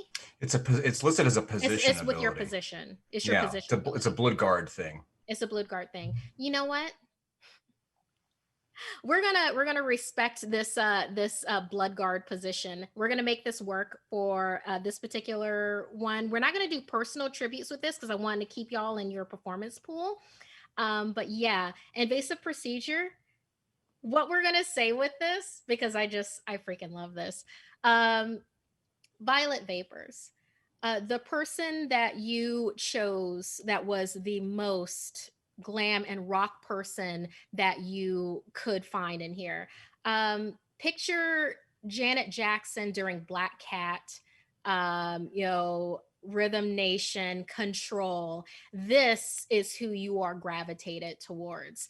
When you go towards this being, literally they have what looks to be liquid metallic skin that ripples and affects with this glittery persona with them. And as they're staring up at this interactive gallery, Violet Vapors and also invasive procedure right behind them. So you have this magnetism that is, both of you have your own type of magnetism, let's say. And the combined just of both of you, she takes a step back and looks at you both, and you just feel it before you see it. This giant smile that comes over her face. Oh, I'm sorry. I was dazzled for a moment. What was it that you needed from me? Oh, you Onyx Diva, you. I am looking for what is going on in this room. Oh, indeed. You and then she kind of glides over to invasive procedure, doesn't touch, but just kind of like goes like that towards the knives that are going like that. Very nicely done, by the way. Both of you. And you see she does a motion with her own hair. She doesn't touch yours. for the beautiful height with it. Oh, thanks. Yeah. There's a bit of a thing with this room. As you can see, the leopard print door over there. Oh, it doesn't look like a door, but it is. See, it's something that's supposed to keep posers out of the inner circle, so to speak. So, if you are able in some way to get over to that door and prove that you are not a poser in any way, shape, or form, that you are as metal as it come, as metal as it be, the door will open for you. Darling, I'm as metal as it comes. It looks like you're as metal as it be. All right, if I can figure out how to open this door, I'm taking you on a date. And then at that, you see her metallic skin, like it just like vibrates. Ooh. Oh, I'm in for that, Shug. Oh, good, because need I remind you, love is definitely a battlefield. And with that, I like walk away and try to figure out how to like open the door. I love it. I think that I don't pick up on the sort of social cue of what's happening. I sort of stand there awkwardly for a moment after she leaves. In that invasive procedure, you see this glorious onyx skinned being look over at you and go, mm. And then turns back to the gallery that she is admiring. So you know that this leopard print door, you have to prove that you're metal as fuck and you're not a poser to be able to get by. So what does that you see Virulent Roar is on the wall, and he's got little like mechadendrite legs coming out of his pack, and he's poking at parts of the wall, having no idea that you just figured out the information on how to get through, and he's looking for secret doors. Awesome. By like touching the sides of paintings and like So I would say I'm trying to help Virulent, so I think I'm using like my hair tendrils to like also like feel. I'm just like doing this with on the wall, just like feeling around the wall. I'd like to go up to the like in the middle of both of them and go, so the door, you can't exactly just feel your way through. You have to prove that you are epically metal. Right. Where is it though? It's right here. Marquis, would this be a time to use Legendsmith, or is that a different kind of thing? Or is it like Okay, well, there's a number of different ways that you can show this particular passage, this portal, that you're metal as fuck. Legend smithing, I would definitely think would be something that could amp it up to be able to get past this particular portal. Keeping in mind that one of the things with Ragnarok is that you can harmonize, you can put your actions together to form a type of resonance that can then expand things even more. So if you have someone doing legend smithing, there's other ways that other people in the party can then also add on to this metal as fuckness. So, but yes, long answer short, Hexus legend smithing is epic. What is everybody else doing? Well, so we each individually or all together have to prove that we're metal enough to go through the door. Individual actions equal metal as fuck. Or All we right. can work together like a cool band. Either way. All right. Yes, that was my question. What should we do? What does your metal heart tell you, Virulent Roar? Well, all right. Well, and he turns to face the door. The mechadendrites go into his pack, and he pulls out this like sort of half circle thing with what looks like speakers on the front of it, and he clicks it to his throat, and he just releases this scream of like grinding metal noise. Can I add in there while Verlin's doing that? I'm gonna unscrew my my staff, my diamond and pearl staff, and like on the wall, I'm gonna just start doing like a just start playing the drums. Love this. Now- I love this so much, y'all. All right. can I use my forge ability in making things, that I'm using this apparatus that I made to make this check. Okay. So yeah, let's see here. Let me look over y'all's forge. Yes. Okay. So I'm gonna go ahead and give me a forge roll uh for for you, virulent, violet for you're basically no, so you're doing like this percussive. This is like, it's not, well, you can use your bash skill, which is at a 4, but this is also like a beautiful bombastic type of a thing, which if you want to use your legend smith, even though it is a 3, I will couple that together with the legend smith that Hexus is doing. Like everybody's doing their own towards, but I will just make that a stronger role for the both of you. So if you want to do that, great. Or you can use your bash. I'll just use it in more of our artistic way. So which one do you want to do? Violet? Oh, sorry, I didn't realize. Like straight bash, or is this more of a legend smithing type It's of a more thing? of a legend smithing thing. Okay, then I need for you to roll 3d4 for me. Hexus, roll your legend smithing. Invasive procedure. What are you doing? I think that when I see what Virulent Roar is doing with this sort of mechanical augmentation, I get kind of inspired by that. And I take my sort of medical instrument hands and I very delicately make an incision in my throat, and some of the fingers pull the flesh back. And so you hear like a low, like grumbling, like growl coming from his mouth in the mask.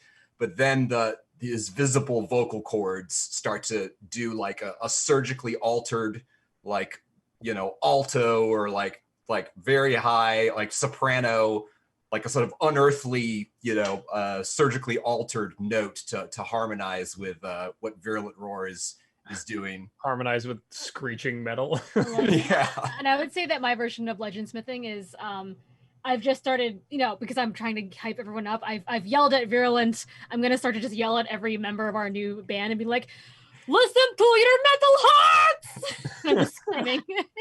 So I got 2 4s and no 1s. Okay. I got 1 4 and 1 1 1. I don't know. All right. So Hexus, take that into your feedback. Okay. So we got 2 with Violet, 1 with Hexus. 3 4s. Oh, this is about to hype. get metal as fuck. Yeah, hype.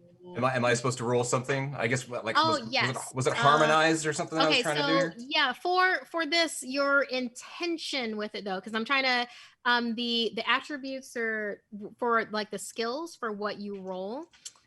So with this, what would be the closest thing for just like letting this out and harmonizing with this? I think with what you have, and with Calamity, how Calamity is so emotion and feelings is a really huge part of existing in the deeper realm of things. Yeah, like so with the beauty this, of pain, basically. the beauty of pain, absolutely. So I'm gonna need for you to, for your stats, I have a 3 for you in feelings, so roll 3d4 for me, please.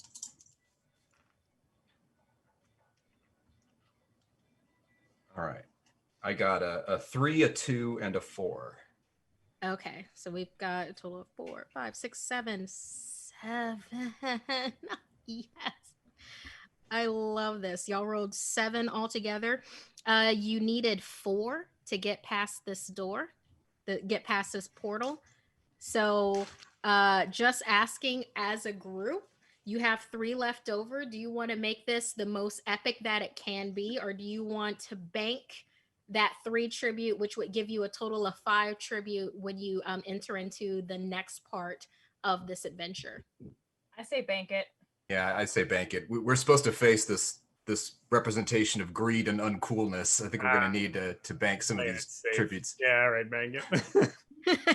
I reluctantly agreed to bank it. I think we should go all out every time, but it's okay. I will go with the team. I mean, I'm with you. I would have liked to have done a bigger show. I would have liked to tear the walls down of this whole building, but we have to do a thing first. Yeah, but you got to amp up to it. You can't just. Yes, this I'm is always just the overture. No, you start at a 10 and then you go from there. Exactly. Ay. With that, the four of you come together. Oh, I'm sorry, the five of you. All right. Oh, yeah, don't forget about Rufus. Rufus, are you contributing?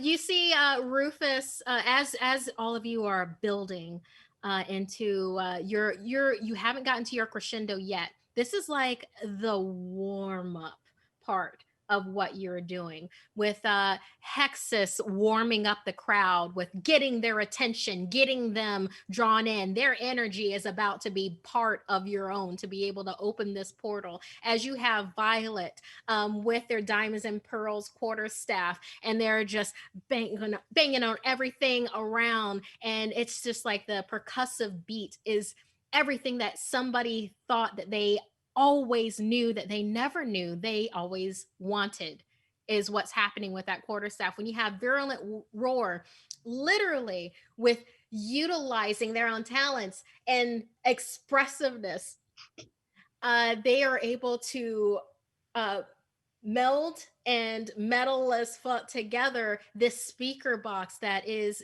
the virulent roar of which she is known for. Along with this, invasive procedure just taps into that pulse of that aching want and need, that need for rebellion that is literally in the heart of everything metal. As this is happening, you notice that Rufus has stolen more things and is wearing this like tiara that's part spike and part feathers. You don't know where it looks semi-familiar, and has like a spiked belt on this little fluttering dragon. But while they're doing that, you see that they're flooding around the denizens, and every now and then doing their version of melding into your sound, which actually kind of works with your thrumming passion. When you hear the dragon going, "Arp," it just works. And as this builds into the crescendo, as you are building like the denizens that were in this hallway, including the Onyx goddess that noticed Violet and who was backed by Invasive, as you come to your crescendo, as you hit that final metal note that just happens, the leopard skin door in front of you splits and opens, kind of like a Lamborghini door. And Virulent Roar takes and just unclicks it from his neck and goes, Well, it seems like that worked. and he puts it back into his bag.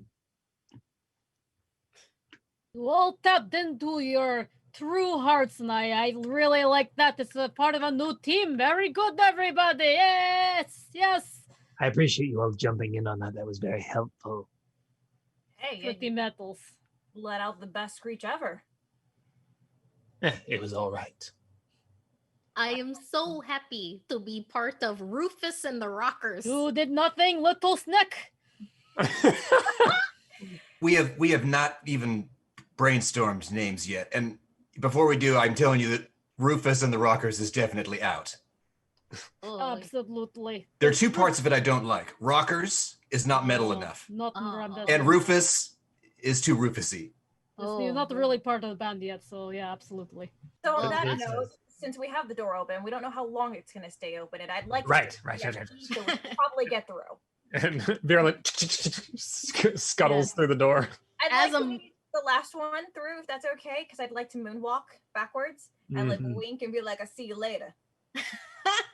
The Onyx goddess definitely notices that, and you see her like as you moonwalk through, a mosh pit starts behind you because that was just too much metal and they need more.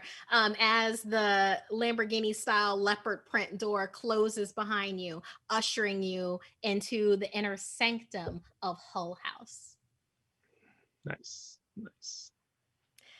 when you enter into this next chamber, you get a feeling, and then Rufus actually confirms it for you, that this is the last chamber that you need to pass to be able to get to and see Angel Witch. And whatever happens there, they had it coming, type of a deal. So would then this be where we fight the horrible, terrible, evil thing that you mentioned? Exactly. When you enter this chamber, it looks, you see the theme of it. Before, when you saw the grand hall, it was a mesh of things metal. You just went through hair and glam. You look around and you feel like this should be death metal. This should be thrash metal. And when you look around at everything that's here, it is that. You see these dark jagged walls and these spikes in places. You see white and black patterns, some with like stars, some with crying faces. You see all of this around, but for some reason it feels like you can't, unlike the other room, you can't connect to the cathartic release that death metal brings to the table. And actually, invasive procedure, because you are so in contact with your emotions, with Calamity, god of death. Because of this, you know that whatever entity that you're about to face is the reason why you cannot enjoy what this room brings. Ooh. Yes, the details are wrong. There's some sort of blockage. We're not able to access the deepest, most tortured parts of our souls until we confront this creature. We are going to murder the evil? In front of you, in this death metal room, you see that there seems to be stanchions. Stanchions without a rope, though. They are blocking off a grand and majestic door on the other side of the room. As you walk forward towards these empty stanchions, you hear a kind of whistling sound, but it's a whistling that's the inverse of whistling, when something is sucked in and nothing is being blown out. It's like that goes on and on, this energy of taking and never giving. And as you get closer to these empty stanchions, suddenly in Hexus, you see it first. That multicolored, it looked like a velvet rope of some kind that had grabbed Gloryhammer, that they seem to have been talking to.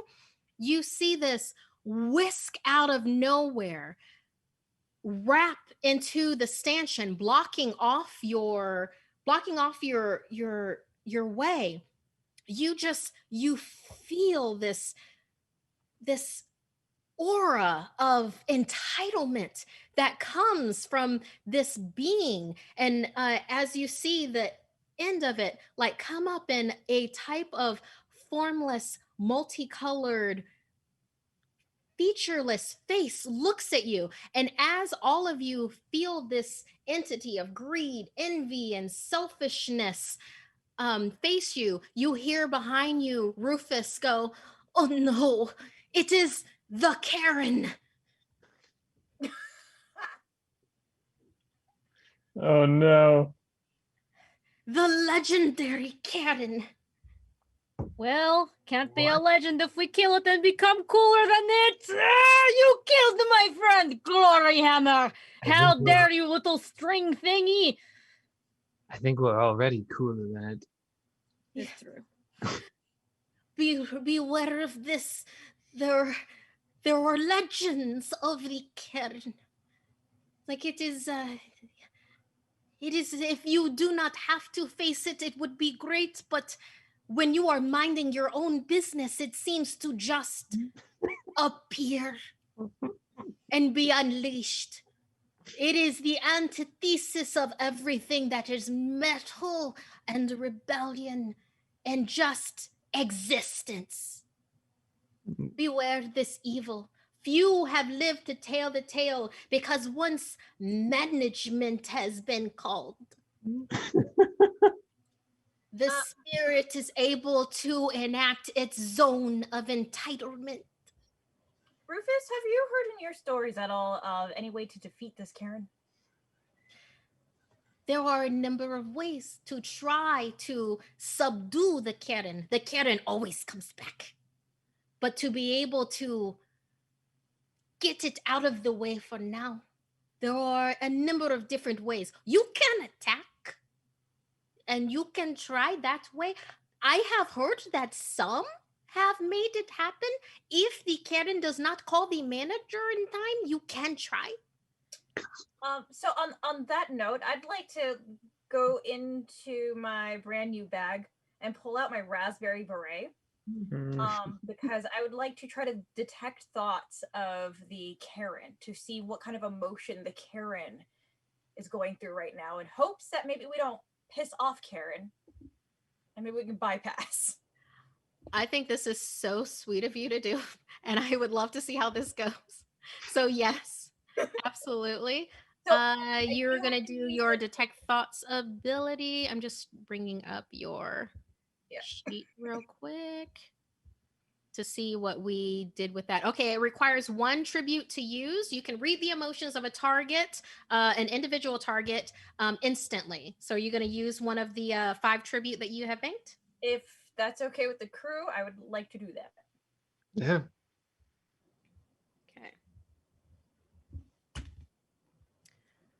And this ability is attached to your raspberry beret. So, okay. Violet vapors.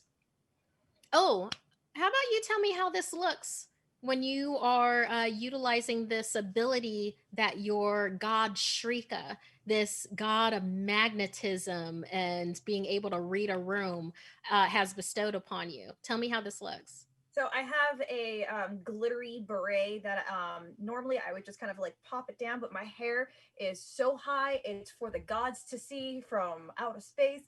Anyway, so I'm actually just like flipping around the beret and stuff like that. So anytime like you can see like the flash of light, like with the beret like moving around, which is hoping to kind of hone in kind of the feeling and the aura of what's going on in the area. Okay. This is excellent. So since you spent a tribute, there is no roll that has to go with this. This is instant and this happens. Violet vapors, you are able to determine that the you think that this is one entity. Like when you just look at it, you're like, oh, this is all the Karen. When you actually read the thoughts, like you start with a multicolored rope that looks like it's part of Karen, but when you are reading that, you realize that the velvet ropes are not Karen. The Karen is literally has taken over the velvet ropes and is adding that to the Karen's power. So the thoughts of the Karen is, they're not supposed to be here. I know that they're not supposed to be here. And in fact, I think I should call the manager on them before I even talk to them, because I have had a long day. And I am not about to have to deal with those people right now. Great. So I'm gonna kind of like keep tossing my my beret as if I like not paying attention, but I'm gonna look over to Invasive and go, so your surgical awesomeness here, do you have any way to disconnect velvet rope from Karen? I could, but I had another thesis I was interested in trying. Maybe I should run it by you, but perhaps the only thing that can face a Karen is 4 Karens. And then I show my fingers and stuff, and you see some of the fingers are like syringes that have like Botox and stuff in them. And other ones are like, like scissors getting ready to do like a Karen haircut. And I could say, we could all be Karens just for a moment. Whoa. You're just... Wait, no, this is interesting. What? He's going to turn us all into Karens, but somehow we have to disconnect the velvet ropes. Seems not connected the two things. Maybe just cut the rope, don't cut hair. You hear in the background where Rufus goes, yes, the Karen has been known to take over other entities. If you can fake out the Karen in some way or overpower socially, that could also work. So you're saying if we become bigger, more dominant Karens, we could possibly get her to back down? Our faces will have to be emotionless like stone. Our hair spiked to the heavens in the back, but swept in the front.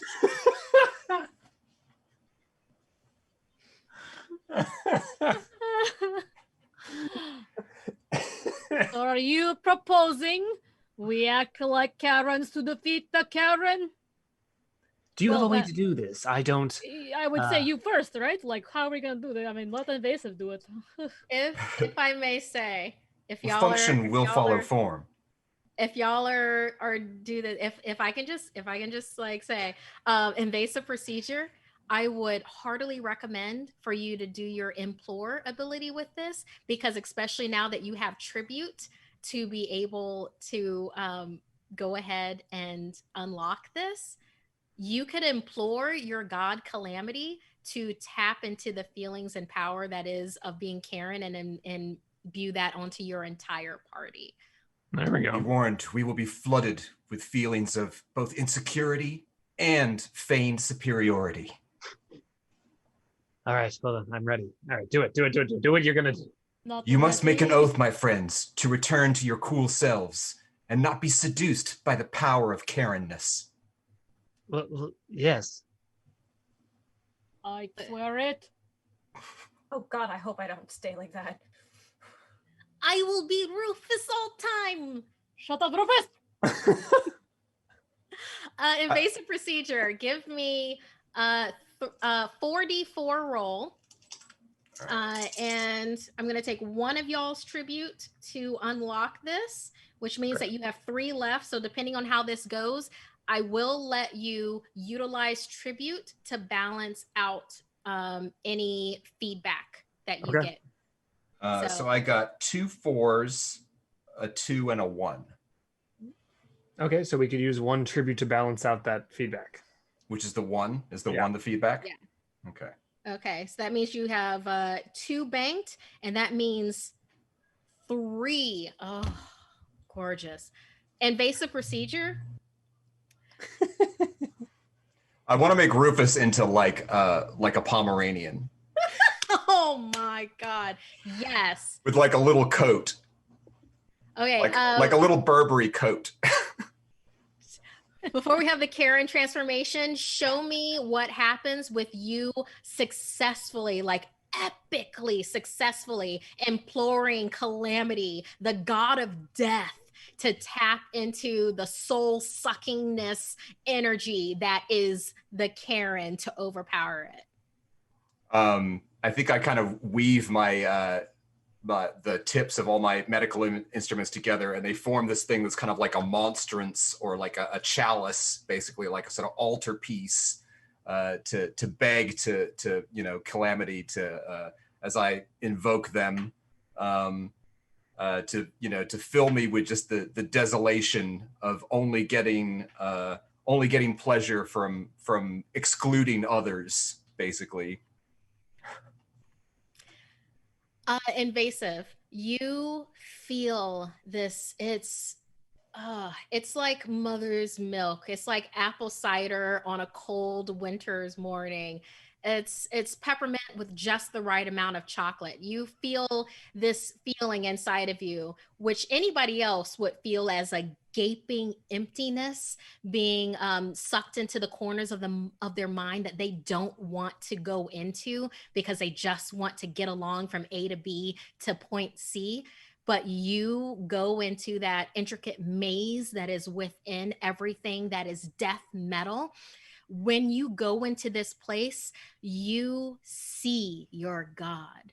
You see Calamity as they sit on this stone throne, the tombstone like backing behind them, these long dark dreads made of the emptiness between stars reaching down to their waists, these high boots, and this thoughtful expression as you feel their eyes flick towards you and slightly grip their throne, and then just kind of a yes. And with that, it reverberates within your being. You're thrumming inside. You have been blessed by the god of death to replace this emptiness that is the wrong kind of emptiness, when everything, emotion and pain, is something that can be drawn upon. You are filled with this, and your God has given you the power to transform your entire party into Karens. Yeah, I think we got a Rufus cameo here too. Yeah, so that my syringe fingers start injecting Botox into people's faces, and then there's sort of teasing and hairspraying up into these sort of spiky reverse mullet things that are happening. Yeah, and everybody just, and there's other fingers are doing like this weird like embroidery on their outfits to make them look, like they're just basic, just super basic. Each of you are faced with like the faceless feature that is Karen, although now when you look at them, as opposed to when you looked at them before, it's an asymmetrical haircut that is on it with very, very chunky blonde highlights that are going on in the front. Tell me what each of your Karens look like and how you're interacting with the Karen to out the Karen them. My hair is short in the back and has that weird like spike in the front. It's very like Octomom situation. I've got on like a polo shirt, but it's pink and it does have like a little embroidered like guy riding a horse and playing a game I don't understand. And then I do have on like they're sort of like Bermuda shorts for men, but I do wear them because I think that makes me fashion to wear men's clothes, and flip flops, but with socks, but they have the little toe, so it's cool because they don't, it's fine.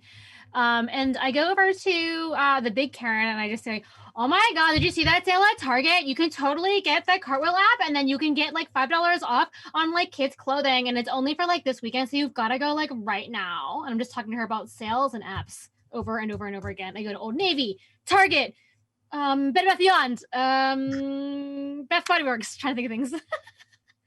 Okay, so Hexus is, don't you have somewhere better to be attack with the discount sales? Love it. Yes.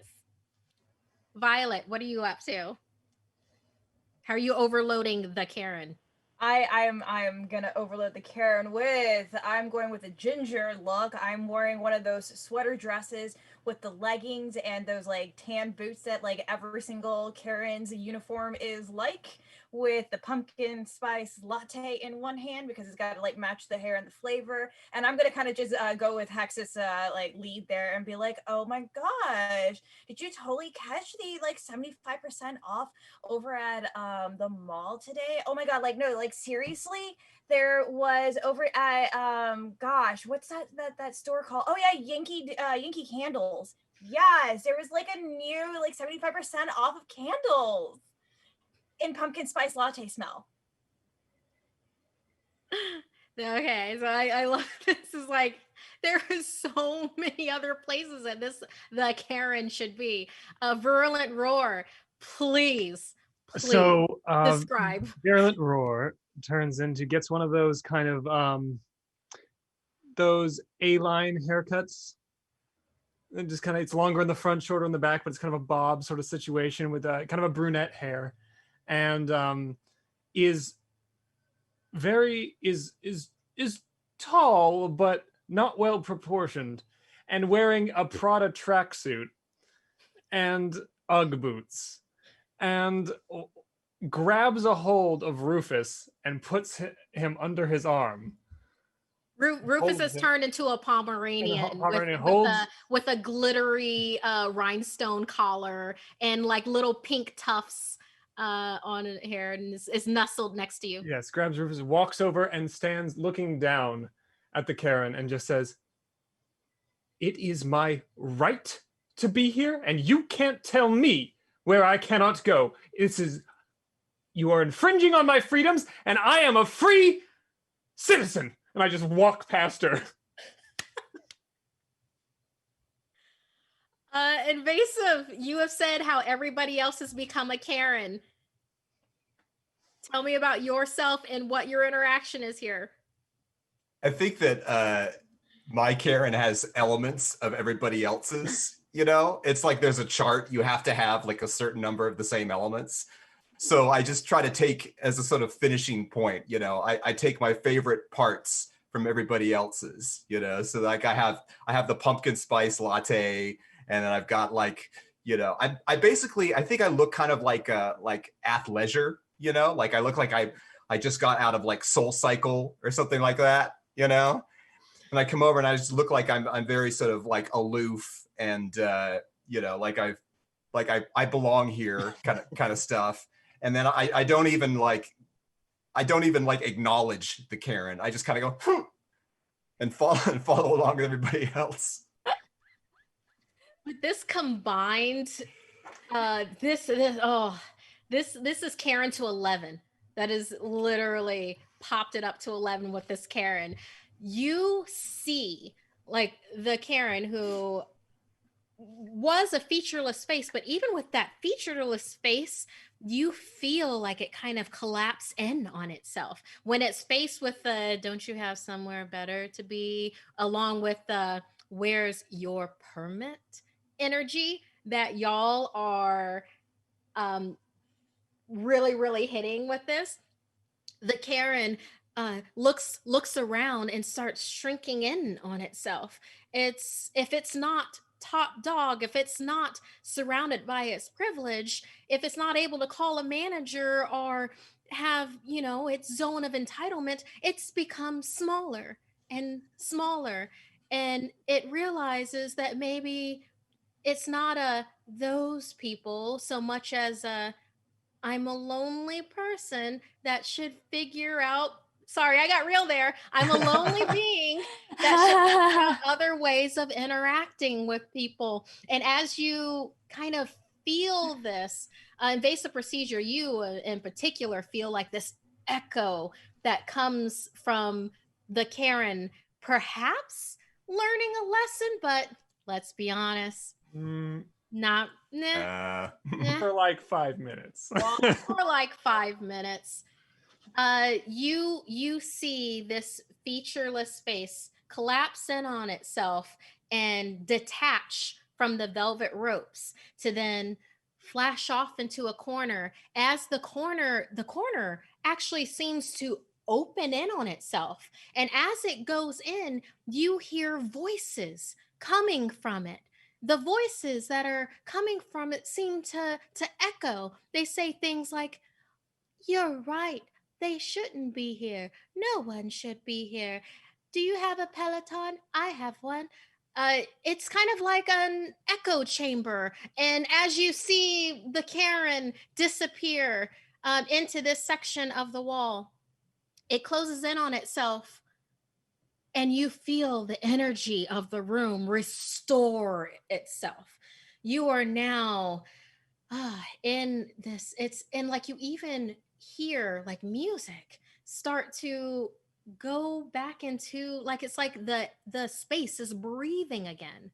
You can hear a nah, nah, nah, nah, like going on with it. This is like just the right tone that is supposed to be. You feel restored. You feel like you can breathe again.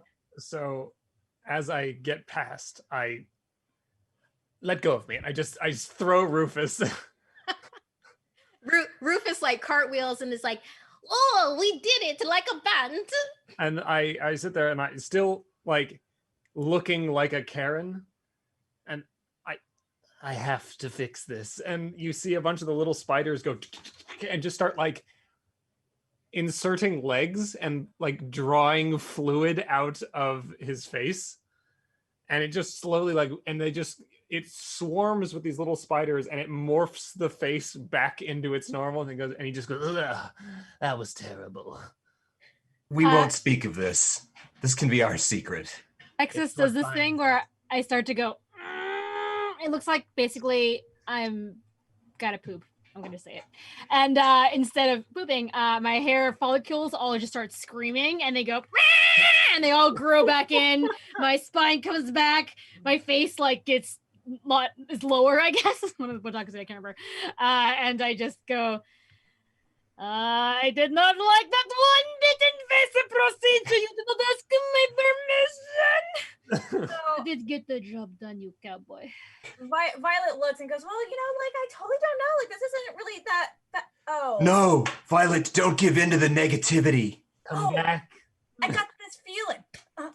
And she starts like dancing and like doing like the whole like James Brown like camel dance and stuff like that. And like she shakes off like the Karen, like, woo!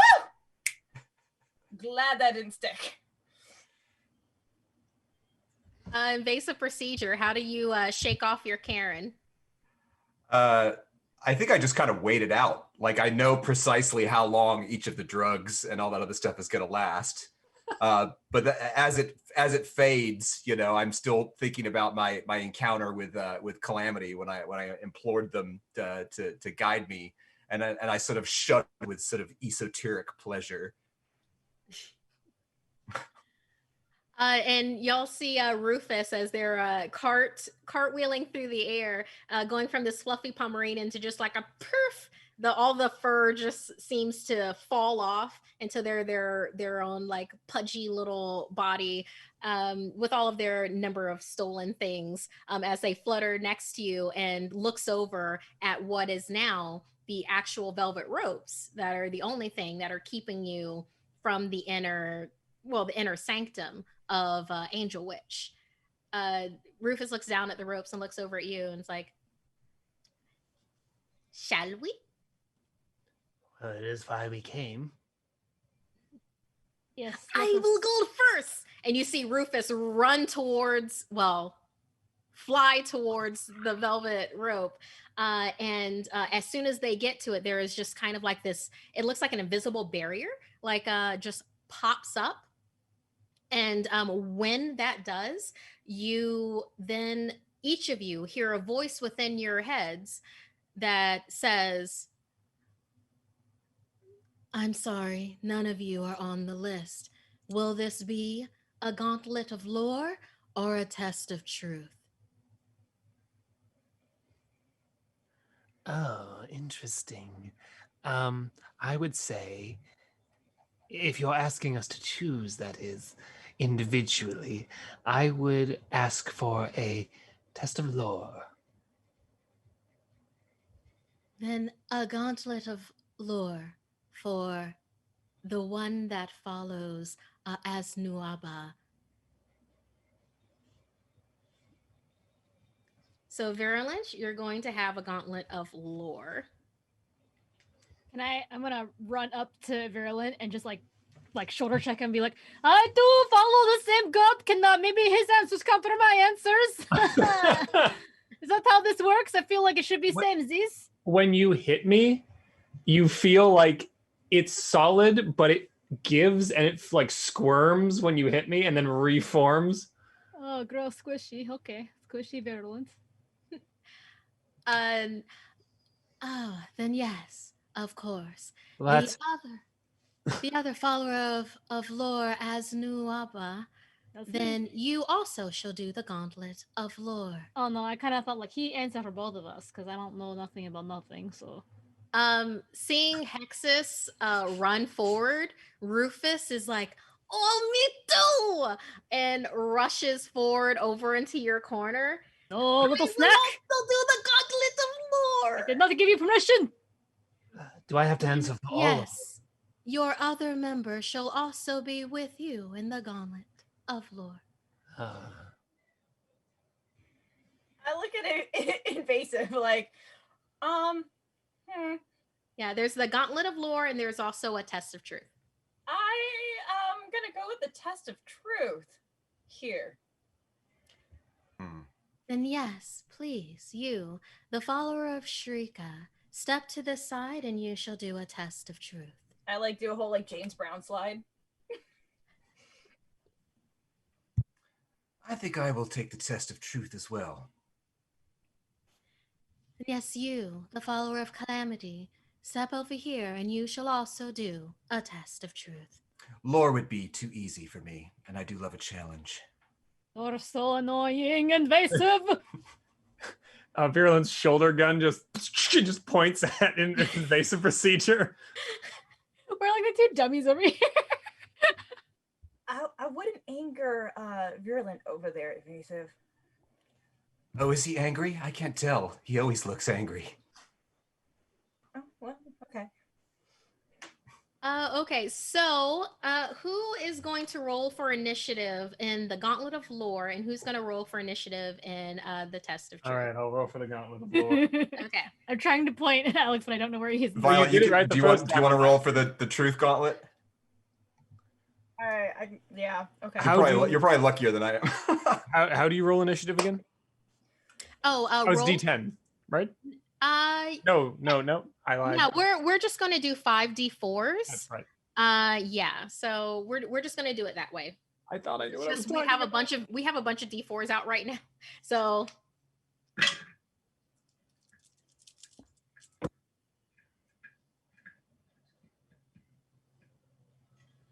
And we add them together. Am I correct? yes, please. 16 for truth team. Ooh. And 13 for the lore team. Okay. I'm good at initiative rolls, not so much with abilities. Okay. So let's see what. Okay. Let's get this. Six,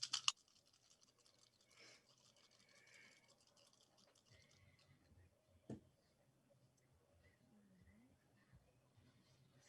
8, 9, 10. So that is well below. Okay. Alrighty. So,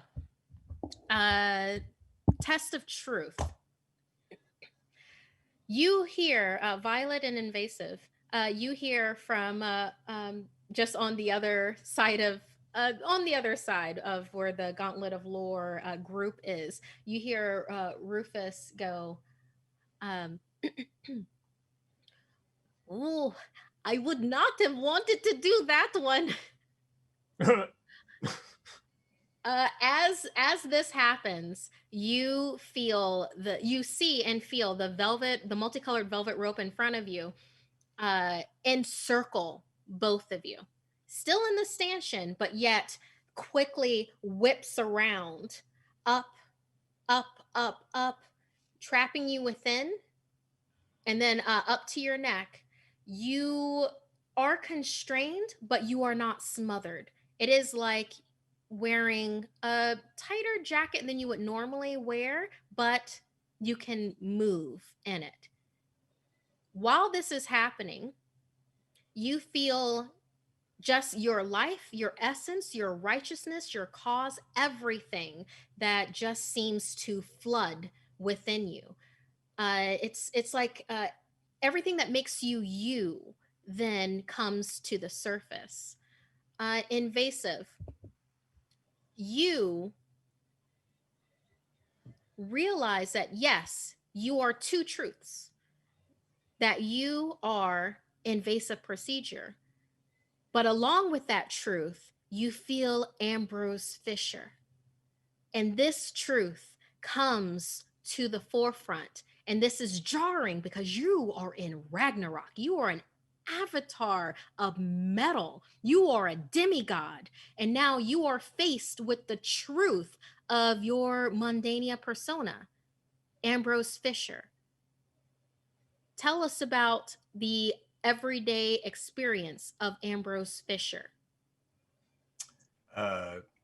Ambrose feels like a lot of his work isn't recognized because he's basically spending all of his time, putting makeup on dead people. So he has great pride in what he does, but he feels like no one really appreciates it. Like when he does his job really well, the families of they just see, oh well, this my loved one was beautiful because they were a beautiful person. They don't see his work. So he kind of feels like the better a job he does, the more invisible he kind of becomes. And then his grandparents, who own the funeral home where he works, they basically just kind of treat him like he's like he's a tool for them. Like they don't take any of his ideas into account. They're very set in their ways. They're from an older generation that really thinks that they have all the answers, and that his feedback isn't really taken very seriously. So he feels both very proud, but also very kind of unrecognized, and it sort of makes him very bitter. And remind us what his righteous cause is.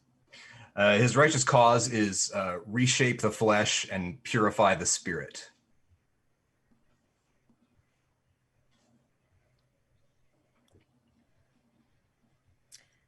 Violet Vapors. You are this funk metal, down and groovy avatar when you're in Ragnarok.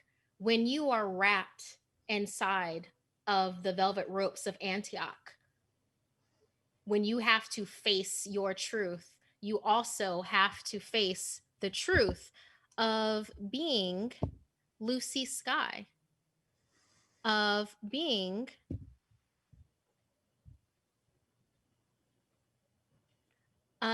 Lucy Sky within Mundania and everything that entails, not just her job as a receptionist, but everything else. Tell us about the day to day of Lucy Sky. So Lucy Sky's day to day is literally the most draining and mundane day you can see. She gets dressed every day. She looks in the mirror. Nothing terribly special about her. Anytime she would try to express anything, one of her dads would basically kind of reprimand her and say, no, stick to the routine, just like we practice. And so she goes to work. She logged onto the computer. She starts typing. She starts answering phones. She starts just kind of going through the mundane life of a receptionist. And anytime she would try to speak up and feel like she was going to express herself, somebody would just knock her down again and be like, nope, stay in your place. Stay as a receptionist. You're not smart enough. You're not this. You're not that. You just keep doing what you're doing because that's where you belong. And so she's constantly just kind of the demure, mousy type person who just really wasn't going to express herself anyway. And remind us her righteous cause. Light the way with epic expression. Both of you feel the velvet ropes of Antioch breathing with you as you are breathing and saying, this is a test of truth. You must pass 3 truths about yourself and your goals until you will be able to be freed and pass through this border. You have passed one by facing the truth of yourself. The other two will not be as easy. Virulent Roar and Hexus. And Rufus. Can't forget Rufus. You have chosen the Gauntlet of Lore. Yes. Not really. With this, it is possible that there is, think of this as a trivia quiz of all things Ragnarok. Right. Oh, like a pub trivia night. I love it. I feel that amongst yourselves of companions that you might be able to whittle this down to a multiple choice if it needs to be done. If there's something that you're not sure of, I'm sure there's a companion that you can talk to help. Right. Hexus has many friends. And you hear Rufus next to you go, I'm everybody's friend. White Snack. Here is your first question. Ha. Which of the gods has the most fingers? I lean over to Virulent. I don't know what the fuck she's talking about. What the hell is the answer to this question? Oh my god, who has fingers? Which of the gods has the most fingers? Can I make a cram test to see if I Oh, know? absolutely. Yes, you can. There's many different ways that you can figure this out. So, go ahead and roll D4. I'm sorry, 4D4. Virulent. Hexus, do you want to take a stab at this? You can do this in different ways. That's 3 4s. I mean, why bother? We'll take turns maybe. I don't know. I feel like Yeah. No, I love this. Virulent Roar. You people don't seem to understand. They don't seem to understand like all the different levels that it comes with being Virulent Roar. Yes, like for instance in Mondania, you're Patrick Patterson, electronic repairman, but you, like you do in Mundania, like you do here, you create the impossible. You study, you cram, you have knowledge that you didn't even realize that you had already forgotten.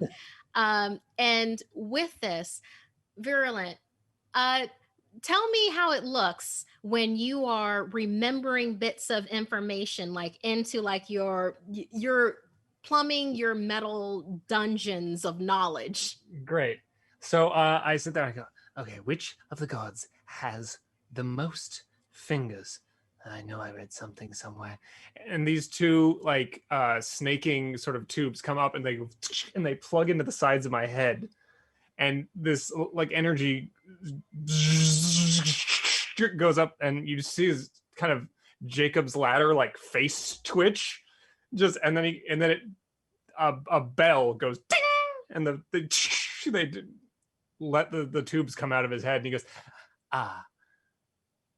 there it is. You have answer? I don't know, do I? Yes, you definitely do. And you know, Virulent, like in your studies, you know, it immediately comes to you. You know of the speed demon, the 100-fingered man, the Weedle King, the master of faster. No matter the name, everyone knows they're the fastest player in all of Ragnarok. You know that the god of air, knowledge, and speed, also known as Kekatari, is the answer to this question. Yes, good question. The answer would be Kekatari. And with that, you feel like it's like this sonorous ding that happens. It's kind of like a that happens with y'all. It's like that is a correct answer. So there are only 2 more questions. Well done. I will take the next one for glory and honor, and I don't know. Are you sure about that? Quiet to a Spider-Man. Violet vapor is an invasive procedure. You feel the ropes around you slightly tighten once more. And with that, you feel this voice inside that says to both of you, why did you choose this righteous cause? And you know that this needs to be an in-depth answer of why. Either of you can answer, though.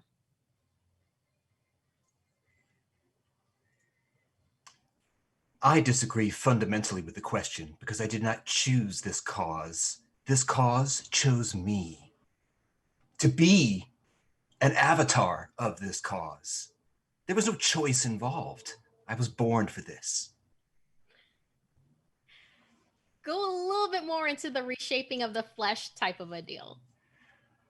Well, either that that or is the the purifying the spirit. that is the ultimate freedom, is we are imprisoned in our flesh. And so we should have the freedom and the ability to remake it as we see fit. For are we not gods ourselves? Each of us can be gods unto ourselves. Yes, that is the right answer.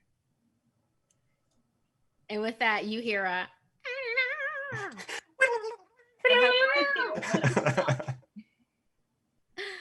over to the Gauntlet of Lore. Name the individual that is best armed and prepared to change the world for the better in Ragnarok. Yes, I definitely know this one. I would like to try to whisper to the snack dragon to give me the answer to this question. Rufus loves all of you. Is totally accepting his, her, their role at the bottom of the food chain, and they're part of the band. So for Hexus, go ahead and give me how are you doing on schmooze? That's a schmooze roll. I got two. Yeah, go ahead and roll 2d4s for me. This is pretty easy. Just a tribute. If you want to just cash in a tribute, you can. No, I rolled 1 4 and 1 3, so I got 1 success. All right, cool. All right, so Rufus is so happy to be included in this. You useful little thing. Are you trying to keep it on the down low with Rufus, yes. or is this like I'm trying to be stealthy in case this animatronic not god understands that I'm getting hints. Yeah. Rufus sits into your open hands. With like her fat pudgy little body and their little wings, and it just kind of like beats their wings against the side of your face because she realizes that you're trying to be stealthy, and he's like, I can totally be stealthy too. Just answer the question, little thing. And then they're like, it's any avatar of God. I squish him shut. I try to squish him to be quiet. You squish Rufus's mouth shut, and it's like his little wings are fluttering. The answer is any avatar has the power to do anything they want in the Ragnarok, and this is the answer I know from experience, because I am one of them. Be quiet. And you hear because it's completely right. Virulent raises one hand, and like from inside of his sleeve, a little bit of confetti goes. Congratulations. I did it. Thank you. Yes, congratulations. Zara, no, that we did it as a team, kind of. Violet and Invasive, the ropes are around you again. And why were you chosen to go into the Umbilical Descent to become an avatar?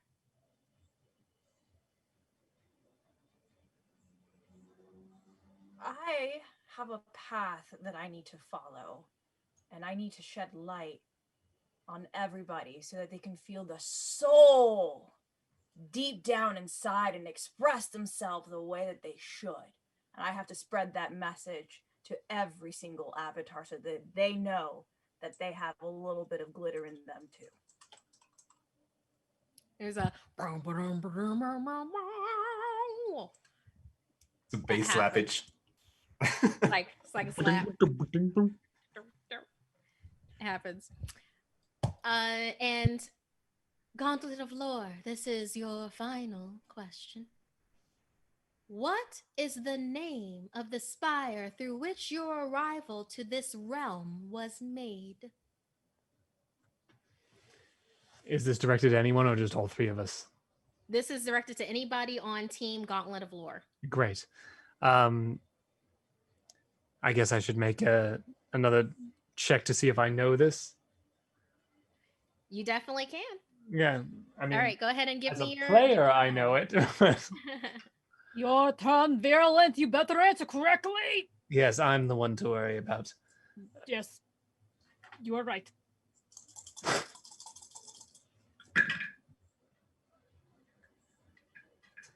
Ooh, that is a 4 and a 1. Okay, so you're gonna take a feedback into your personal pool, but That's a 1 was all that you needed. I'm sorry, 1-4 was all that you Yeah. needed to be able to know that you remember from your own journey. And in particular, you just heard it said to the Test of Truth team. Yeah.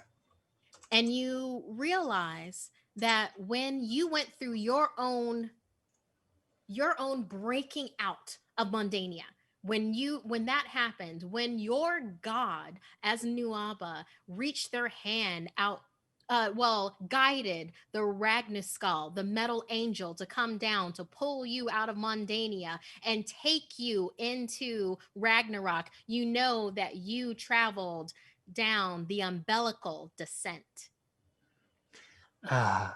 The spiral entrance is called the umbilical descent.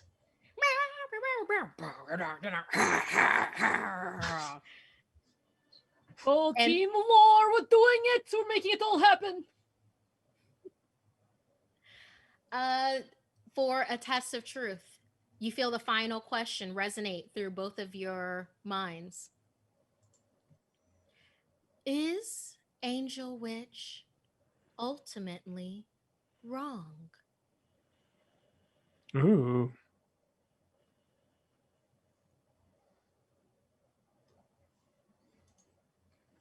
No. But they were wrong about Hexus. Give me a little more of why they aren't wrong. Why they aren't wrong for turning against glory skeletons that they had brought up here. But also, we know that they have that influence of Masquerade, of madness. And then, things change also. So why is Angel Witch not wrong? I mean, I think everybody's the hero of their own story. So, of course, within their own context, what their behavior seems logical, and arguments could be made of the justness of their actions. But that's not who's here now. And as individuals, we're going to stand with Hexus and let them know that the Angel Witch can't treat her like this. That's very unmetal of them. And as that resonates throughout the chamber, the chamber music, I say that, but it's death thrash metal that's been happening all around you, then rises to a crescendo. The velvet ropes of Antioch you see part in front of you, because all of you, the 4 of you plus 1 that is the band, is now on the list. As you proceed forward, it almost feels like the dark carpet in front of you is gliding and yet also parting in front of you. all against the wall, you see bone griffins, which is the mode of transportation that Hexus took up here is very VIP, is popping out of the walls and then folding back into the walls as you are ushered closer and closer to this inner sanctum door. You feel like the feeling around kind of wraps around and then resides around you as the door, instead of just opening, then parts and does like this slat movement away from itself as you enter the inner sanctum of Angel Wish. This is an all velvet room filled with mirrors and instruments everywhere. There is champagne everywhere. There's a smash television set. There are a number of other denizens lounging around on what looks like velvet lounge couches, and you see Angel Witch in front of you. You see Bindi and you see Demi and Bindi and Brunhilde. They look up in surprise at your band that is yet to be named, comes in, and the dragon that is fluttering behind you that from somehow ended up stealing a hammer and is now Rufus is carrying that in his feet. It's like a spiked hammer and like a looks like there's business on his face. As each of you come inside and you look, you're within the inner sanctum of Angel Wish, and Brunhilde looks at you and is like, "What?" Oh, I'm sorry. Did you not know we weren't on the we were on the list?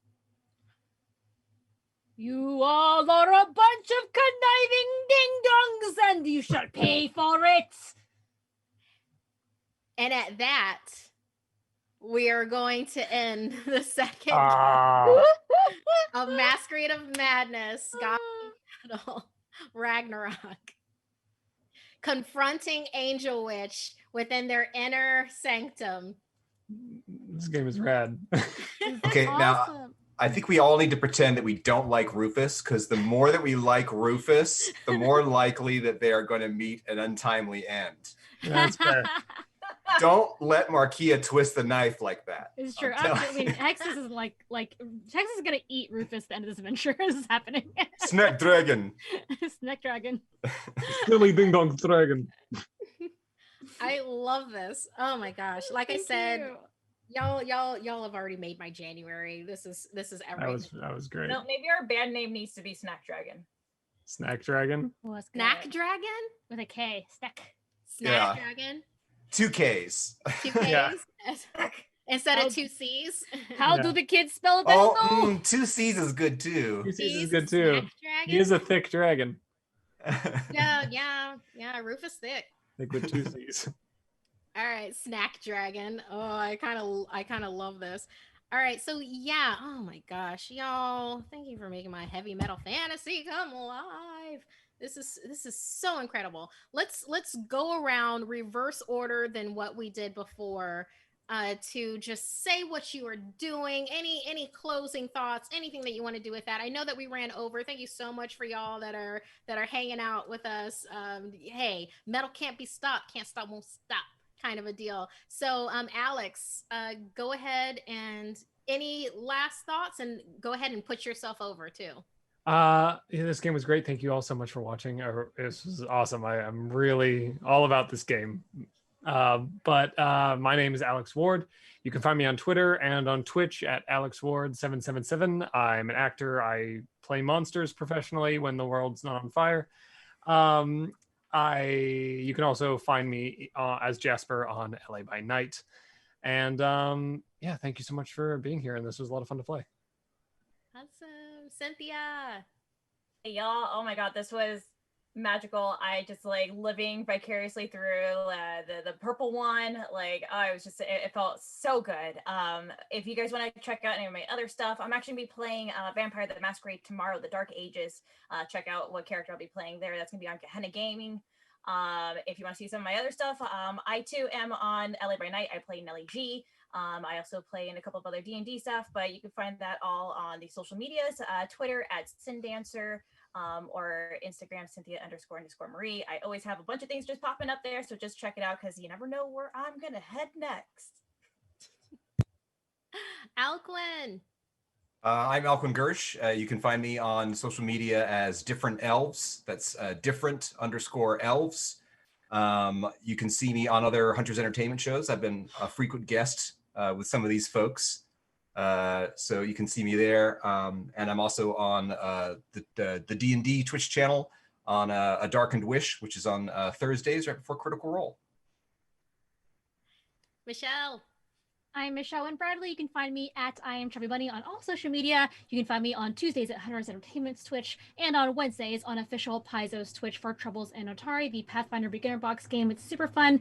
And next Tuesday coming up, I'm going to be in a show that's being released for the Kickstarter for the Savage Worlds Pathfinders collaboration game. It's going to be super fun, so check it out. Also, on the YouTube of Total Nerds YouTube is what I'm trying to say. I do stand-up videos. I do essays about why I like video games. I do voiceovers, so check it out over there on the YouTubes. Awesome. I'm Markia McCarty. I've been your metal master or metal mistress for this session. There is going to be another part to this because we got to find out what happens with Angel Witch. That's going to be next week at the same time, 6 p.m. PT, that here on Hunters Entertainment, that we will be doing that. I really, really, really need to thank the mods.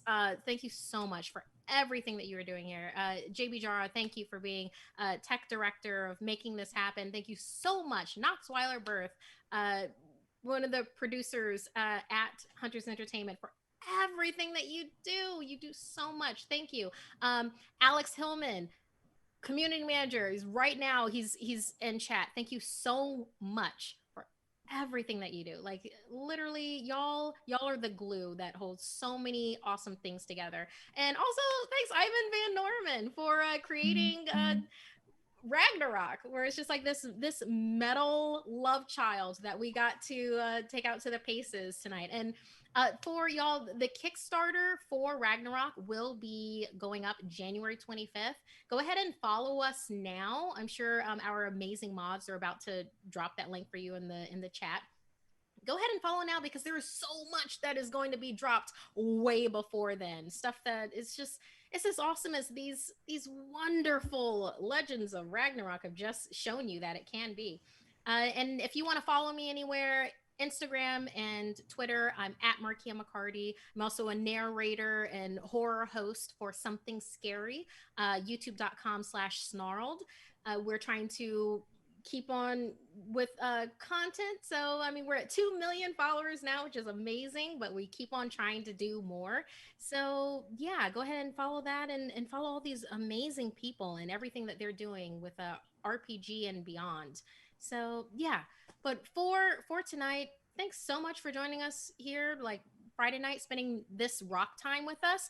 We hope that you'll join us next week to continue the adventure. But if it ends here, then check out Tuesday nights, which 6 p.m. PT, we do Outbreak Undead, Rag and Bone, which is run with the game master Knoxweiler Birth. And it's a epic zombie apocalypse that actually the zombie apocalypse happened in 1995. And yet 2020 still happened too. So imagine that. Yeah, and a number of people that are in right now you would see there. So yeah, thanks so much. Have an amazing rest of your Friday night, whether it's relaxing or, I don't know, dancing with friends on Zoom. We love you. Just keep it rock, keep it metal, keep it true, and keep it you. So